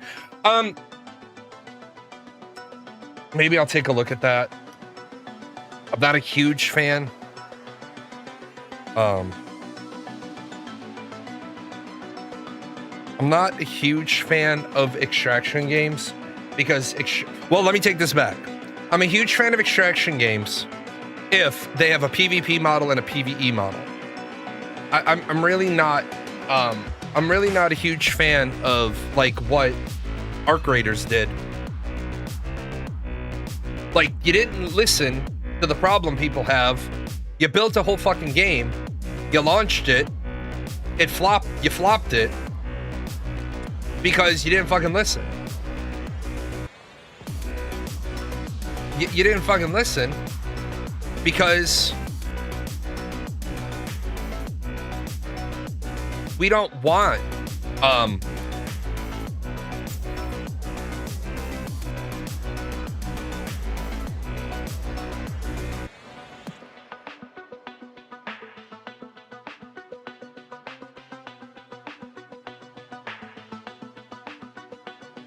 we don't want that bullshit dying right at the extraction point.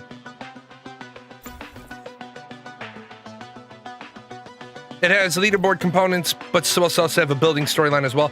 Yeah, I think like where we went really sideways was Fortnite, and I know some people are going to be like, "Oh my God, Jay, Fortnite was so long ago." Fortnite started off with a really good idea, the Save the World campaign.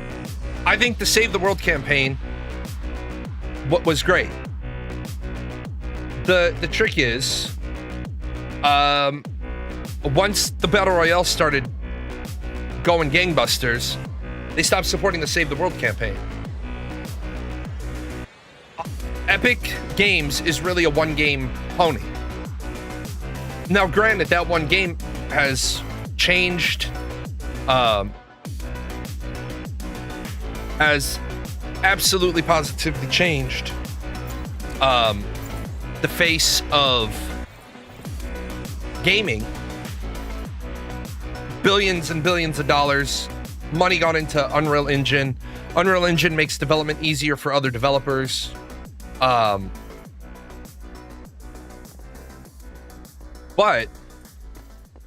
where we run into the issue is I wouldn't trust I would not trust Epic Games to build an MMO. And the reason why I wouldn't trust Epic Games to build an MMO is because they haven't aligned their engine to be an MMORPG friendly engine. You can absolutely build an MMORPG in Unreal Engine. I'm not saying you can't. But as a COTS solution, commercial off the shelf, it's not really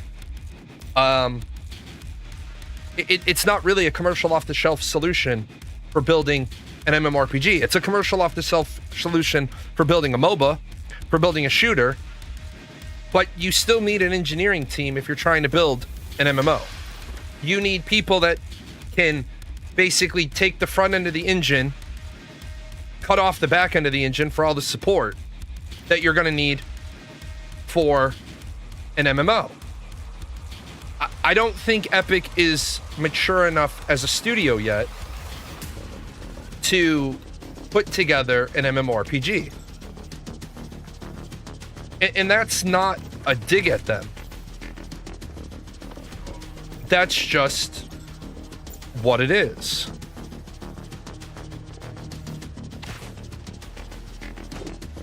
I would love to see more. Like I said, I think Paradox Interactive.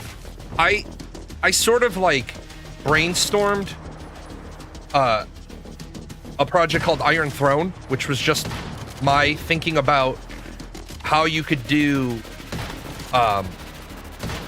Crusader Kings as an MMORPG. And I think you absolutely could. The problem is Crusader Kings as an MMO would be a lot like EVE Online in that you are going to have one class of people that are the top echelon of the politic players, and you're going to have a lot of pawns. And I thought about that, and then I said, well, you know what? Ashes of Creation was going to have that as well.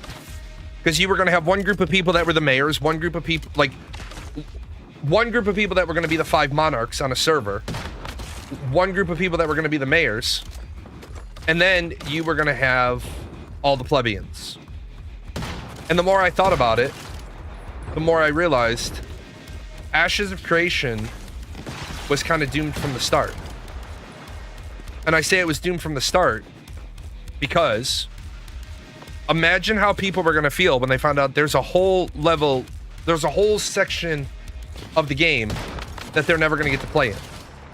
And then Intrepid made the mistake of changing freeholds, where Steven and his bullshit, where he's like, well, we never said. You're right, dude. I went back and I watched everything. And you never specifically said, but you sold freehold skins.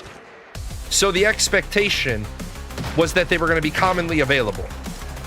When other people had said that everybody would be able to have a freehold, you never corrected them. So you never said, but you also never corrected. So you own, and you had no problem taking their money. So you own more than half of this problem. ArcAge was kind of bad in this regard because you had the 6 castles. You also had the alliance leaders. And this is where game companies have to get away from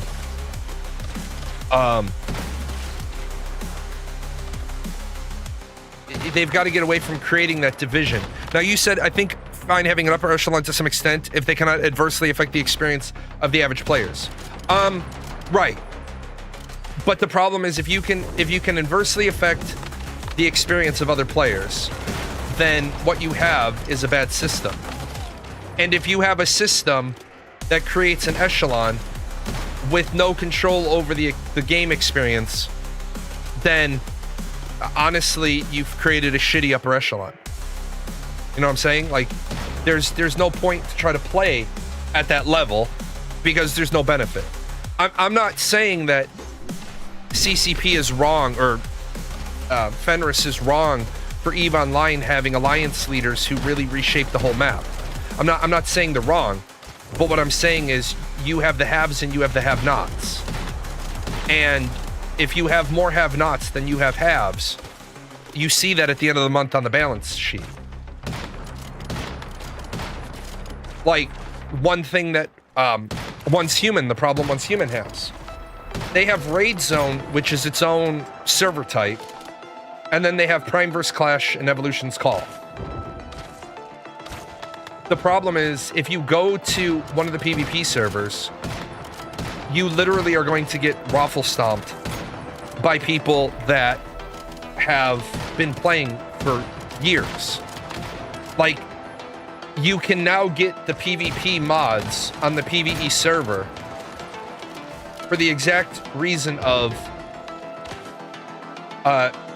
people need to pre-gear to go to the PvP servers. I love when 2 different companies tell me the issue that I'm having is the result of the other company and that I need to call back. Yep.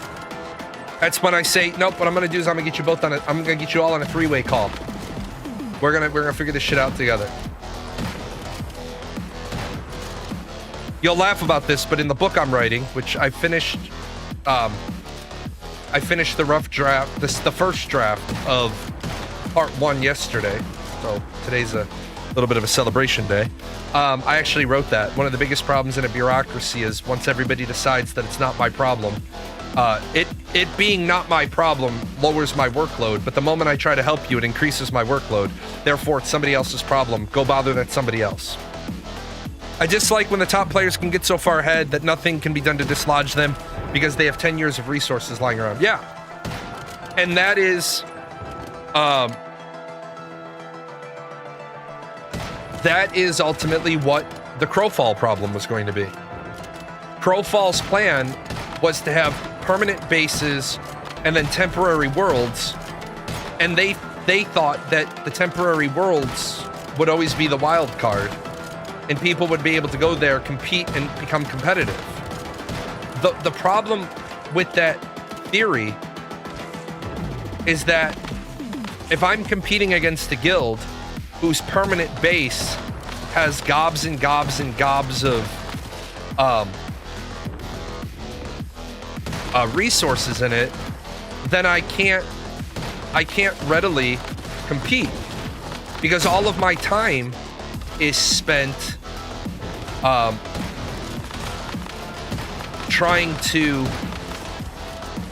catch up. Like EVE Online, I remember one EVE Online campaign. Everybody was required to have 5 425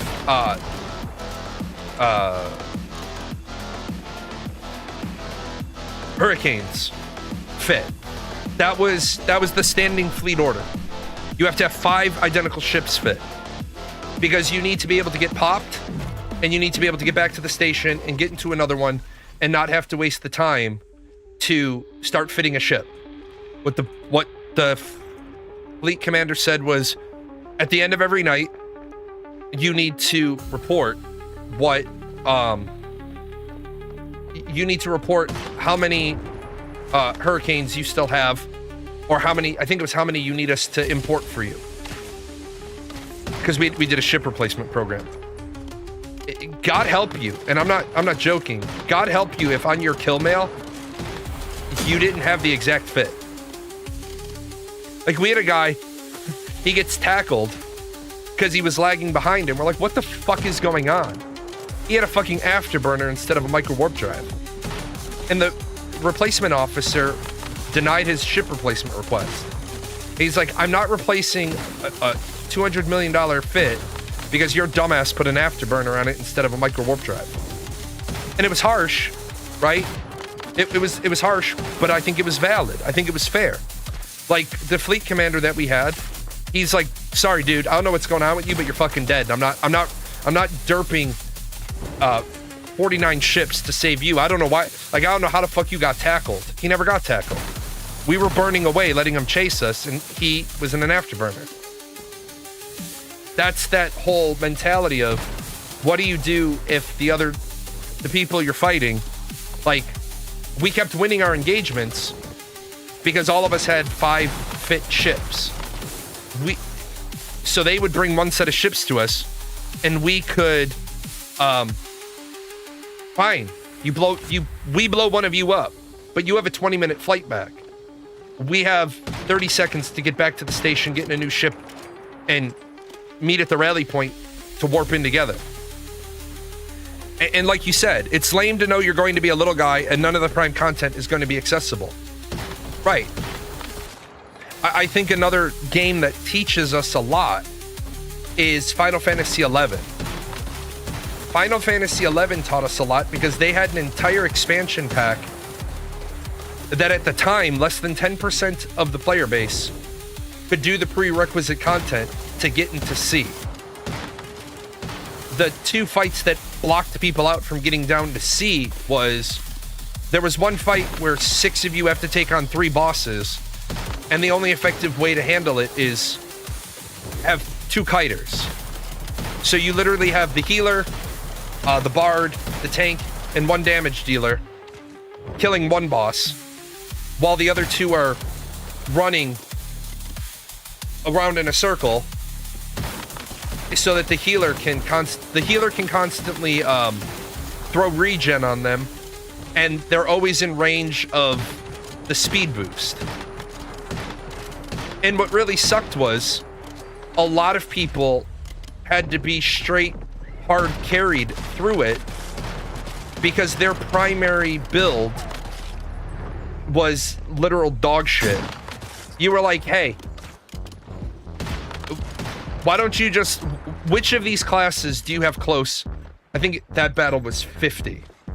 I think the level cap on that one was 50, because we used to have level capped content, which was dumb as well, but whatever. Which of these classes do you have closest to 50? Okay, then level that to 50. Well, I don't want to play that class. Nobody's asking you to play that class. We're gonna fucking hard carry you. So me, the tank, the bard, and one of the damage dealers, we had to do this fucking fight like 30 times because we could only pull 2 people through at a time. Because you're literally saying, like,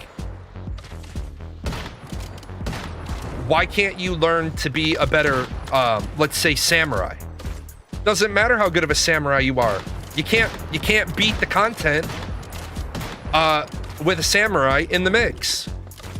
Like that, I think that is shitty as well. When they develop content that they know every configuration of tank, healer, damage dealer can't clear it. And this is what Final Fantasy XIV had a big problem with at the beginning.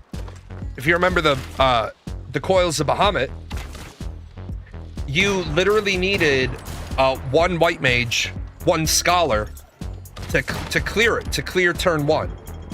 It wasn't a matter of it was harder. It was a matter of you're not clearing it if you don't have one white mage, one scholar. And the reason why is you have to split the party into 2. You have to take one tank and one healer to the other side, and the other 6 people focus on the snake.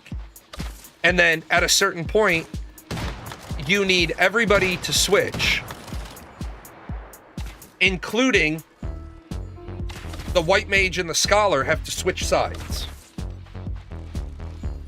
And you literally had people that could not unfuck themselves to do this. They literally could not. So you had people at launch that were getting more and more frustrated. You couldn't do it you could not clear it with a warrior tank.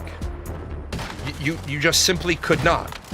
Because you needed 2 paladin tanks, because they needed to have all of their mitigation. At the time, warriors didn't have that, oh my god, what the fuck, barbecue chicken, I can fill my life bar 18 times in the next 20 seconds. I don't even need a healer, put the healer over there. They didn't tank like that. It was the same thing with when they designed the first round of content in Final Fantasy XIV.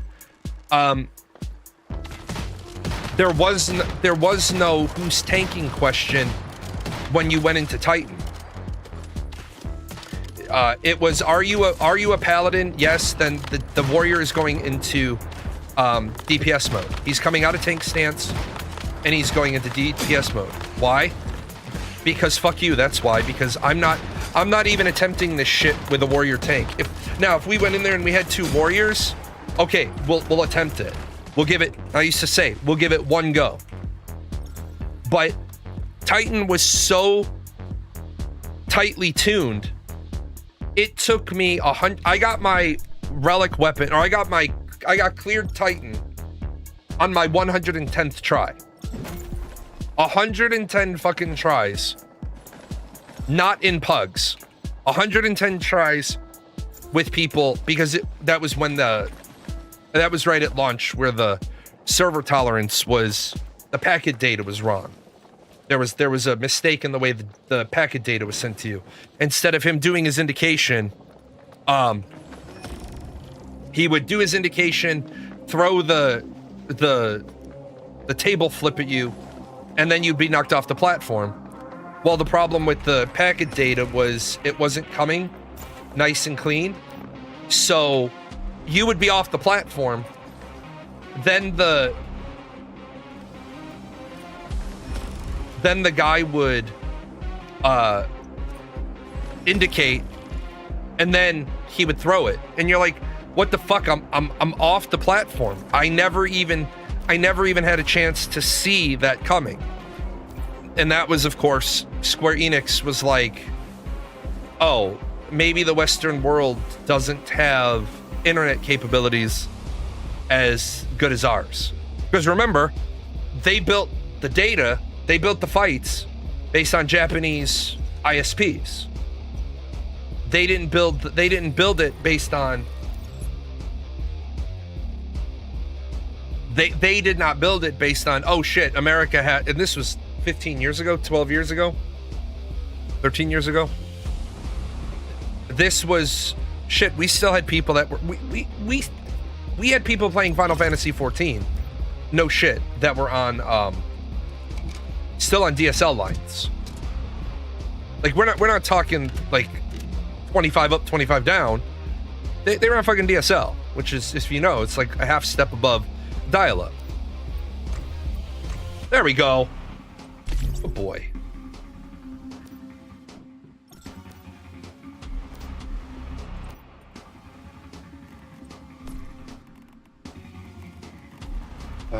Where the fuck did you go, Mr. 55?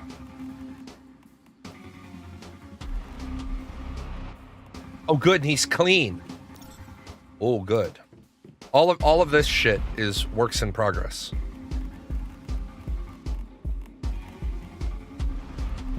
It's a 5-5 clean. I like that. That's a happy day. Yeah, people aren't even going to try to close.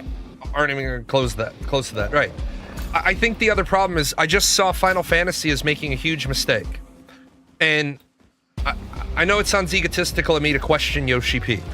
I understand that. But what they're doing now is they're creating harder content for the masses. Stop trying to be fucking WoW, would you? Stop trying to be WoW. Final Fantasy is not a hardcore game. Final Fantasy is a casual interactive story game that has, you know, some opportunity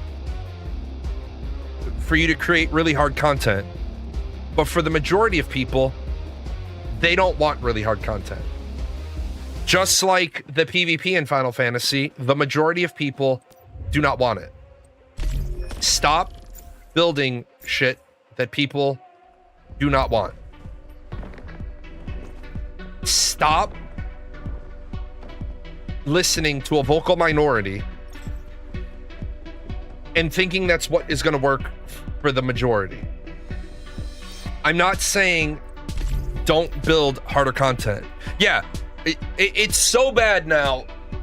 Okay, I don't know what the fuck they're doing with Final Fantasy, but now you can run all of the pertinent main story content with your trust. Okay? You can do it all with your trust. Well, now after this update, you'll be able to do it with your trust for 3 other players, or 1 other player, your Chocobo, their Chocobo. What the fuck are we still calling this an MMO then? Now, is that a bad thing? No, it's a good thing.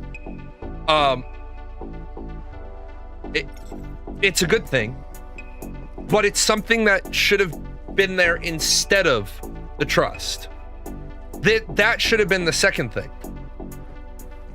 It's like they built this system. Out here. They built this system, and then they didn't know what the hell they were doing with the system, and it kind of sat there and languished for a while, and then they were like, well, fuck, we don't know what to do. It's like this game. Rail's a Beastmaster. As you can see, he's got... I don't think I can see the stats on his Buffalo. Yeah, I can't see the stats on his Buffalo. But he's got Buffalo out here. He's got a fucking lot of them. Look at this. He's got Buffalo all over the fucking place. Originally, he went Beastmaster over a year ago, because we've been on this permanent server for a year. He went Beastmaster.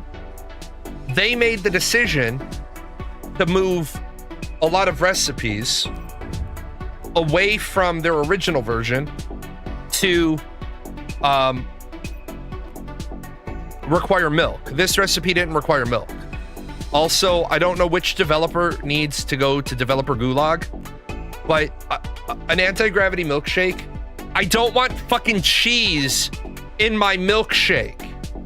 You know what I should have had instead of cheese in my milkshake? I don't know, man. I should have had fucking milk in my milkshake, and then I could have put cheese on the mixed fried hot dog. But the issue is, if you set up your little bench here,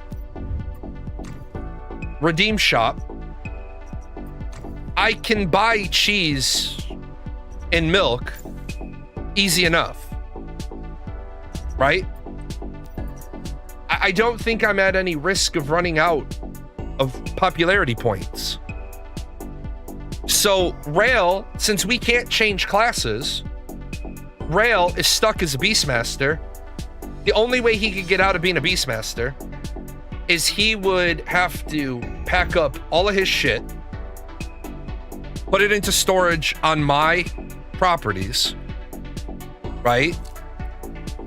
Re-roll back onto the server. He'd have to go to another scenario, exit card, so that he could come back to this scenario. Then he'd have to level to 50 again.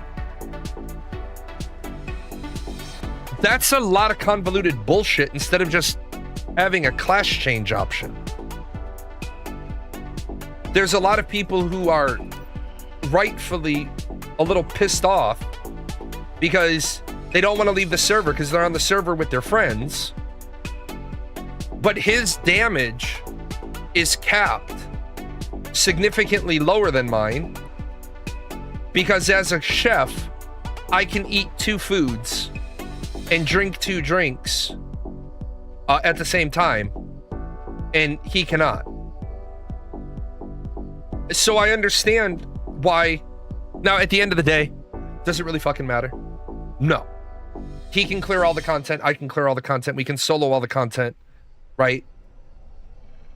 At the end of the day, it doesn't really fucking matter. No, it does not. But it's the principle of the matter.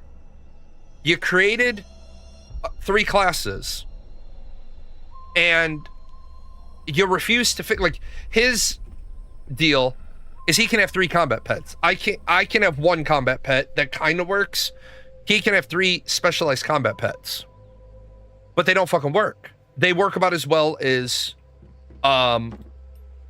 they work about as well as the other things in the game that come to minions, right?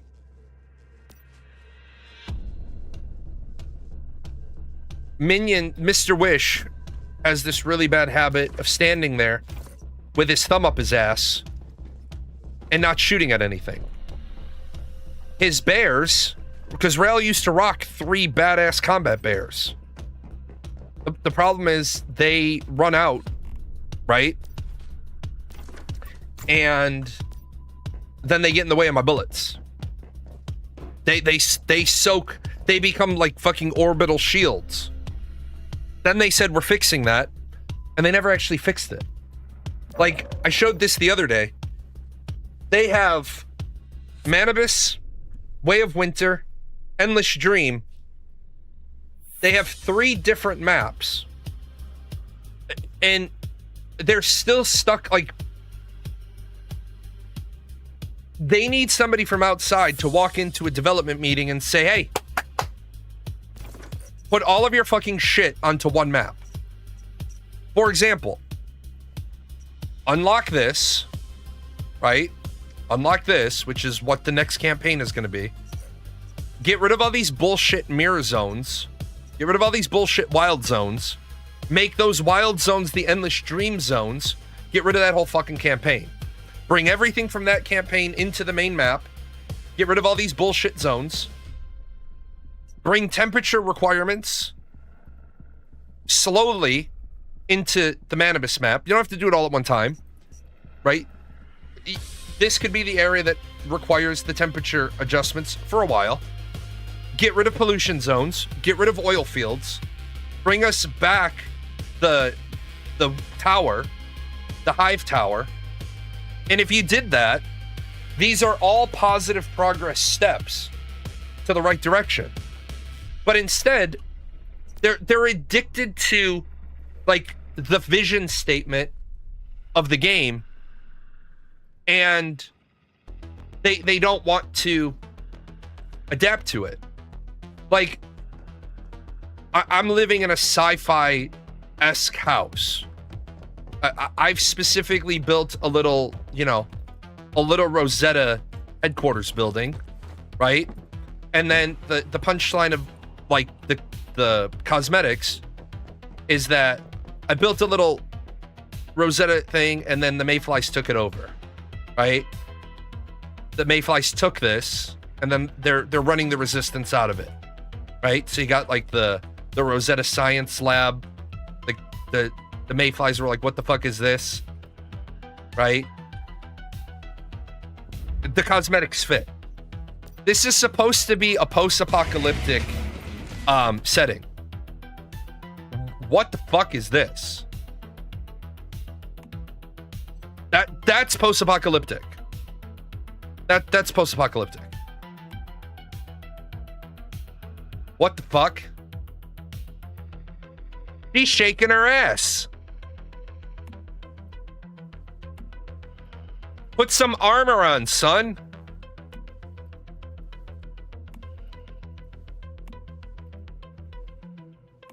That's post-apocalyptic. I'll let that one slide. What the fuck? Really? That one's not bad. Fucking cat boys, man. That one's not bad. What the fuck? Right? What the fuck? The territory packs. Like, cool. Fine. You have pretty princess dress-up furniture. Fine. But where's, like... Where is the post-apocalyptic kit? Where's, like, the kit with, like, the broken-down car that I can place on my property? No, we don't have that. But what we have is... We can build an entire furniture den. A gaming den. We can build a fucking gym. We can build a spa. Or an outside spa. Or a boxing ring. Seems kind of future techwear. Seems very similar to PUBG skins I've seen. I don't quite know what genre of skin. Yeah, it's I would put them in exactly what you said. Techwear. Cyberpunk 2077, Tech Wars. Like, I would put it that way. I'm not saying that you want every base on your server to be a crack shack. Right? What I think is you need to have some people have crack shacks because that's what they want, so that other people having the really fancy property, it balances. Like, you move next to me, you have a really nice place, I have a crack shack. Or you move next to Rosetta headquarters and you bring the crack shack. Then it creates, like, because you created a crack shack on purpose. I'm not saying that without paid cosmetics, you shouldn't be able to make a nice looking property. In fact, this Rosetta kit was free. This furniture pack was actually free if you did the events. So it was, you know, a couple of nice bits and bobs. They lost a lot of their players because they turned it into Hello Kitty Fantasy Island. And there's nothing wrong with Hello Kitty Fantasy Island. But don't sell your game as a Lovecraftian horror sort of post-apocalyptic world and then sell all cheerleader shit. You know what I'm saying? Like, you designed a PvP game with really shitty PvP, so instead of fixing the shitty PvP, what you've really kind of done is you've just turned a blind eye to the fact that nothing is balanced. Like, they released the bow. For 2 years, well, for the better part of 18 months, for the better part of the last 18 months, I've done more damage than Rail. Because,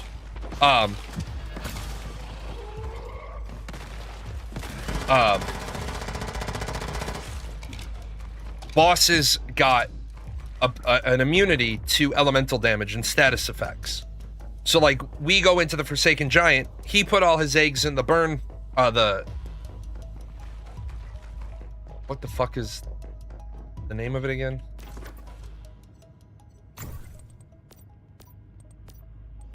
The Boom Boom. He put all his points into the Boom Boom early on when we were on the other rules for gear. So he's got all his points in his Boom Boom. Early on, he did more damage to me. Then they did the normalization because everybody played Boom Boom. Just like in beta, everybody played Bingo. That's what I played with at start. Well, then for 18 months, for some of it, I was doing 75% of the damage in dungeons, and he was doing 25. And then all of a sudden, they come out with the bow. Now, I can't play with the bow.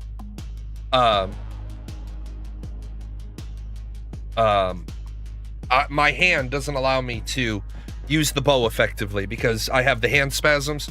Pressing down, like in holding, I can do that, but the finesse needed to use the bow properly, I can't do that.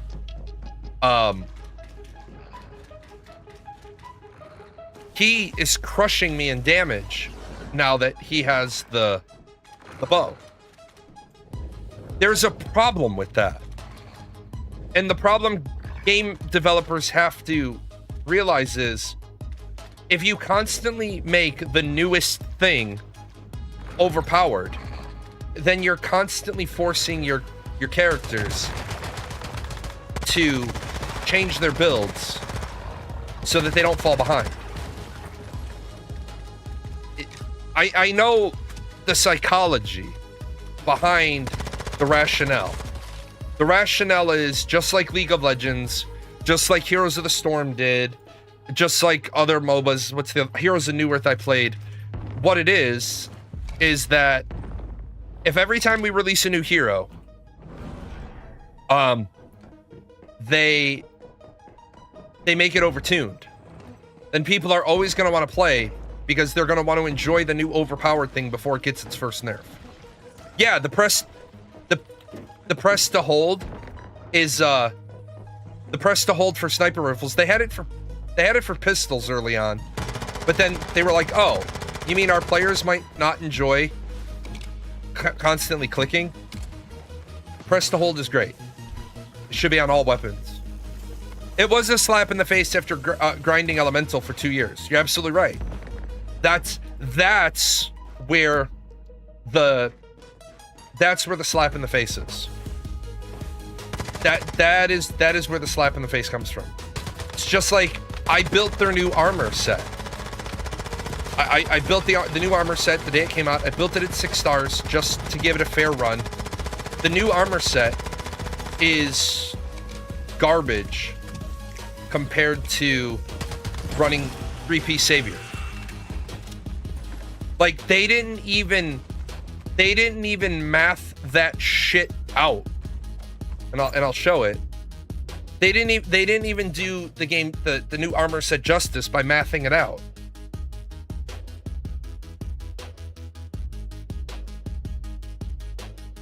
So the Savior set, who cares about medicine cooldown haste by 0.2? Who gives a shit? While shielded, weapon and status damage dealt is 10% higher. So as long as I have a shield of any type, I get 10% weapon damage. Consumes 8% of your current hit points upon hit to generate a temporary shield equal to 5% of your max HP. When shield exceeds 40%, hits landed will refresh shield duration and damage boost timer without deducting HP. When HP is consumed, weapon and status damage plus 5%, stacking up to 4 times, lasting 12 seconds. Okay. Then the new set. Increases crit rate by 3%. Sounds good. Reload efficiency 15%. Even better. Great. On weapon hit, gain 1 stack of sync. Weapon damage 3%. Stacks up to 10 times. That's 30%. But zero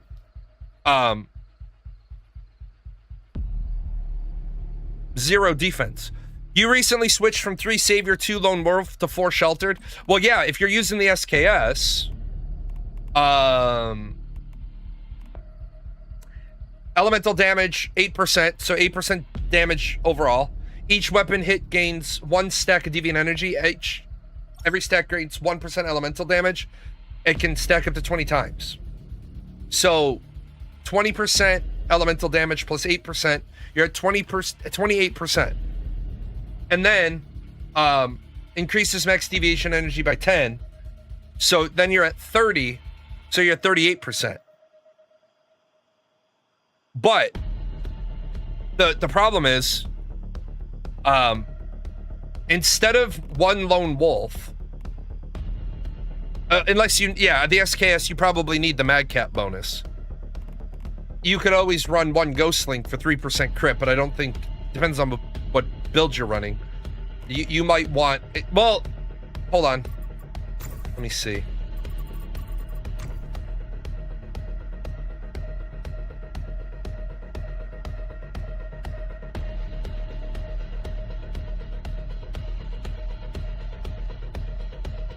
Deviant Energy.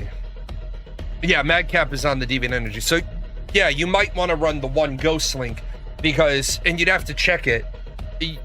I don't think if you're running all, well, it depends on what other mods you're using. You use Mr. Wish for bossing, so ammo isn't too much of a concern. So you're using Mr. Wish for infinite ammo for whatever, and 75% more damage. So yeah, that works fine.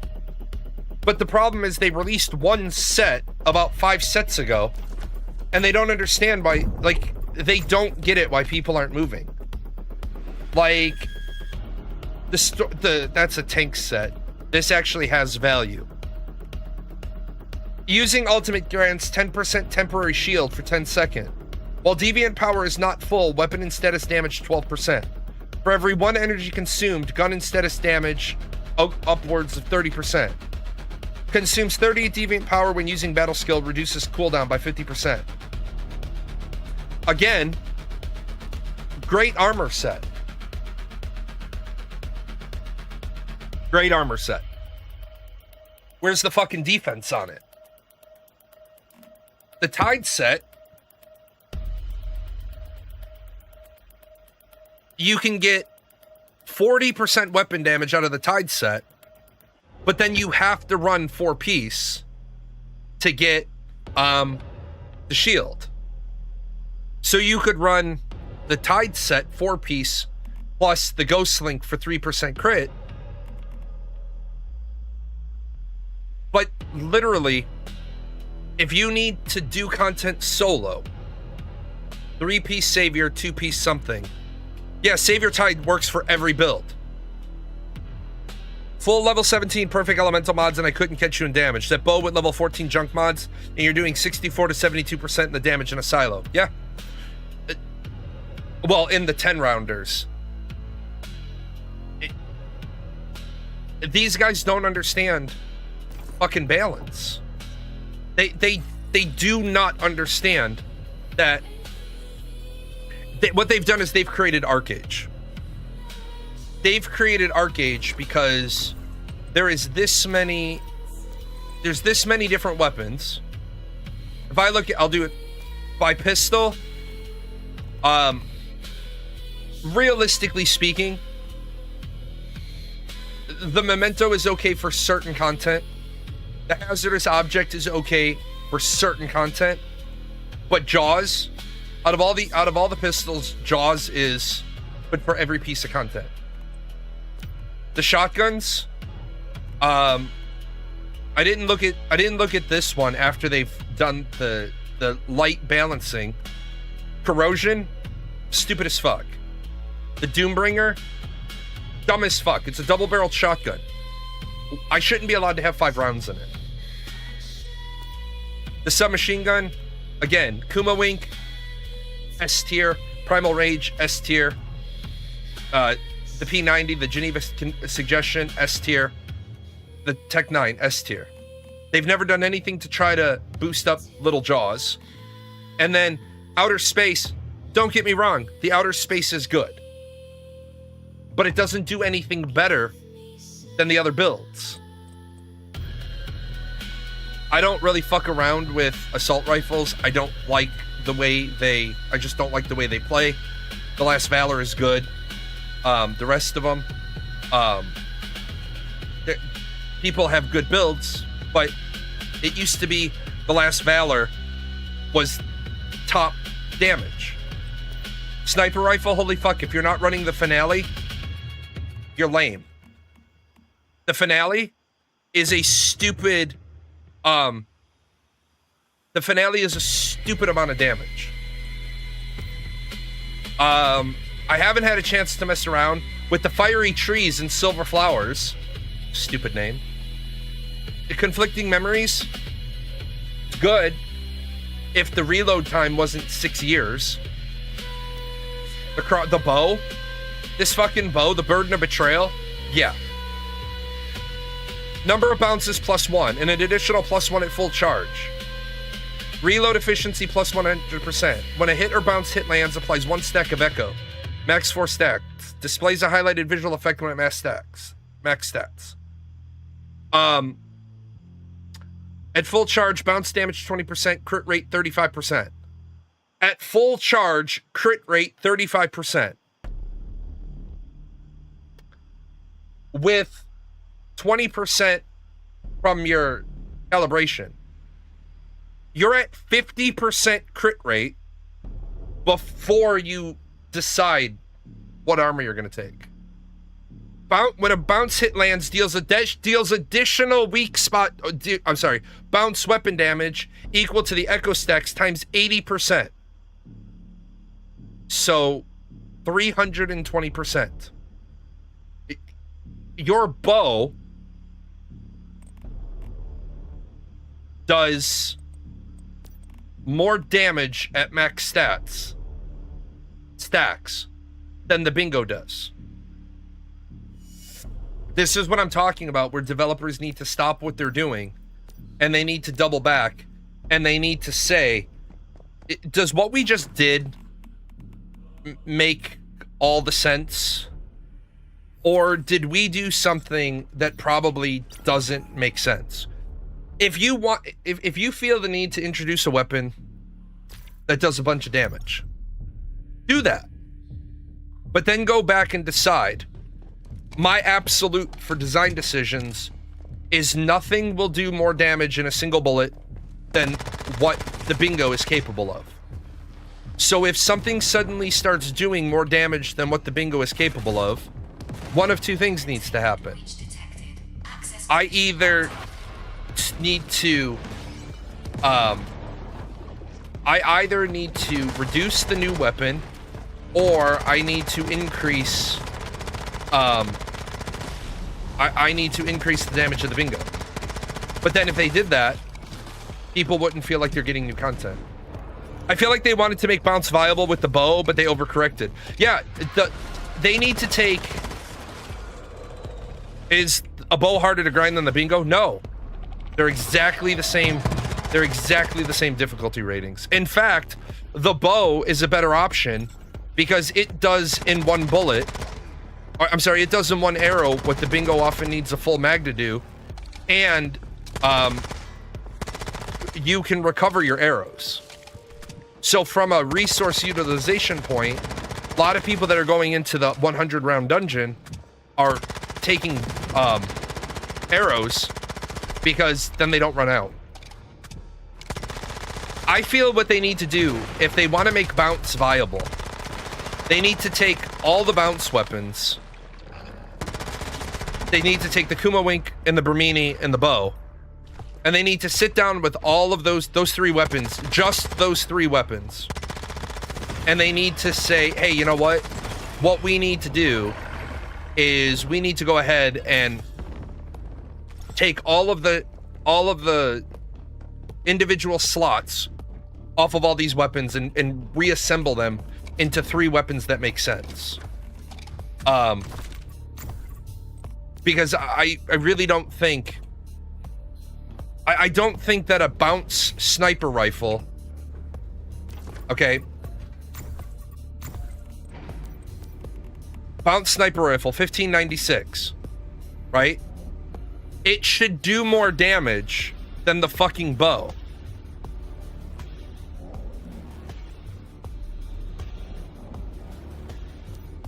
I'd be fine if the bow was harder, longer to get, but if it's the same damage stats, it should be similar. Or if there needs to be a kiss curse on the bow where you give up... Yes, you need to give up something in order... Like, if you're gonna have a glass cannon build, the reason why they're called glass cannon is because you put all of your points in offensive capability and you have no defensive capability. But if you can run the Savior build, which you can, with 2-piece Lone Wolf, which you can, and your key item, then you literally created a bow user who does the most damage. Now, yes, bounce has a few disadvantages, and I'm not going to pretend that it doesn't. Aerial targets are still a pain for bounce users because there's nothing to bounce off of, including the ground. The ground is too far away from the arrow to register a hit. So I get that. I'm not trying to make light of the disadvantage of the bow. But I have zero doubt that I could go into the 10-round dungeon with Rail and I could literally stand there and do nothing and he would be able to clear it just fine.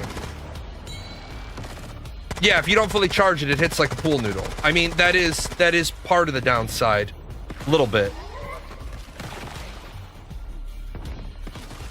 But it's not the only weapon that has that flaw.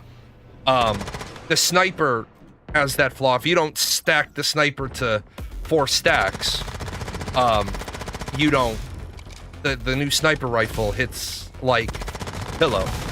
It needs the 4 stacks. But as you saw, I run the sniper with a butterfly that makes it nearly impossible. Like, my butterfly is crazy stupid. So, and that's the other thing. Not to shit on the developers, but they release stuff that seems to augment certain builds, but then they don't, like, the Shattered Maiden used to augment Unstable Bomber, and now she doesn't. Well, the Elemental builds, Boom Boom has 2 deviations. There we go, got another B. Boom Boom has 2 deviations that augment it. I'm sorry, all the all the burn blaze weapons have 2 that augment it. Frost Vortex has 1. Did they just kind of forget? Oh, they finally gave kind of 1 for Shock. They need to take the game, what they need to do is pause. They need to take the game back to the basics. They need to go back to basics and they need to say, they nerfed the shit out of Pyro. Yes, they did. They nerfed him because he was stupid to begin with. Also, not to be too snarky, I'll show one more thing and then I've got some things I gotta get done today. Plus, we're in the middle of a fucking heat wave.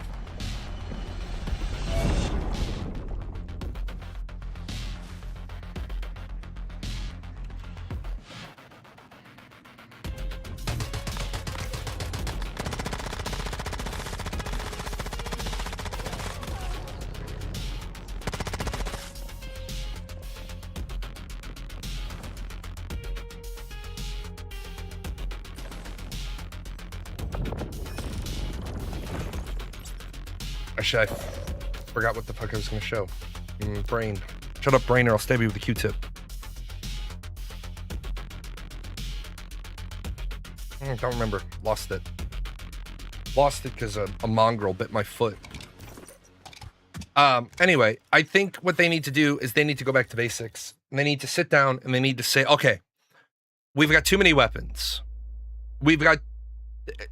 The one... I know a lot of people didn't like Elyon.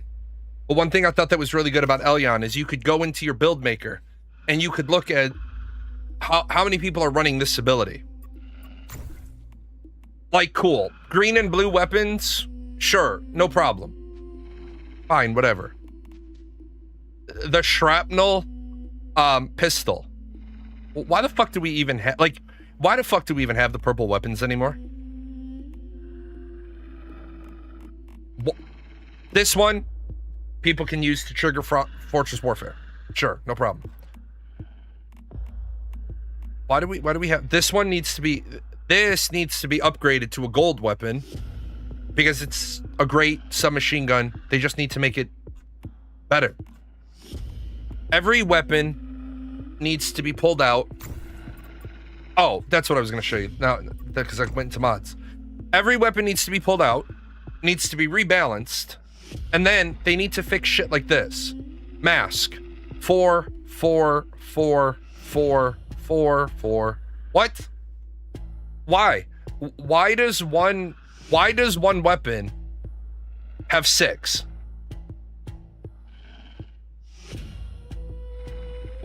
Why all of a sudden? Okay, violent, suffix, general, precision, survival. Suffix, general, violent, survival, deviant energy. Well, then where is suffix, general, violent, deviant energy, survival? Why does this have a precision, but this doesn't? Because if somebody says, oh, well, you need the precision for the Jaws build, cool. Then by that line of thought, you would also need it for the corrosion build. And it's the same with the other one. Like, did the unstable bomber team show up to the day that they did the balancing and say, oh, we're going to make sure that we include that? Frost, general, survival, violent, deviant energy, you have no precision. I would be cool if all 4 of the elemental types had 6 mods, because then it would make sense. I think sometimes developers just do shit and they don't think about what the ramifications of that shit is. With that said, thank you all for being here. Friday, it depends on what I'm going to do on Friday. I don't 100% know yet. Might do politics or might do more gaming. It really depends on how I'm feeling. It's difficult for me right now to prep good politics shows. It takes a lot out of me. And the honest answer is I'm writing a novel. And I'm enjoying what I'm doing. And I always said I was never going to do something that I don't enjoy. I enjoy streaming. I just don't enjoy how much it takes out of me to do a politics show.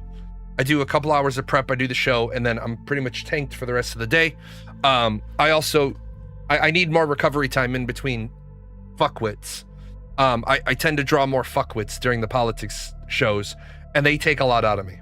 So I will be back on, no, today's Monday, right? Yeah, I will be back on Wednesday, doing something. I'll see you guys then. I wonder if the organic meat sack that runs this channel knows a lot of these sponsors don't sponsor us anymore. They were longtime sponsors. The credits are fine. Do we get paid? Is any of this sponsorship money for Gale, Daisy, the Chaos Fund? You are a figment of Jalan's imagination.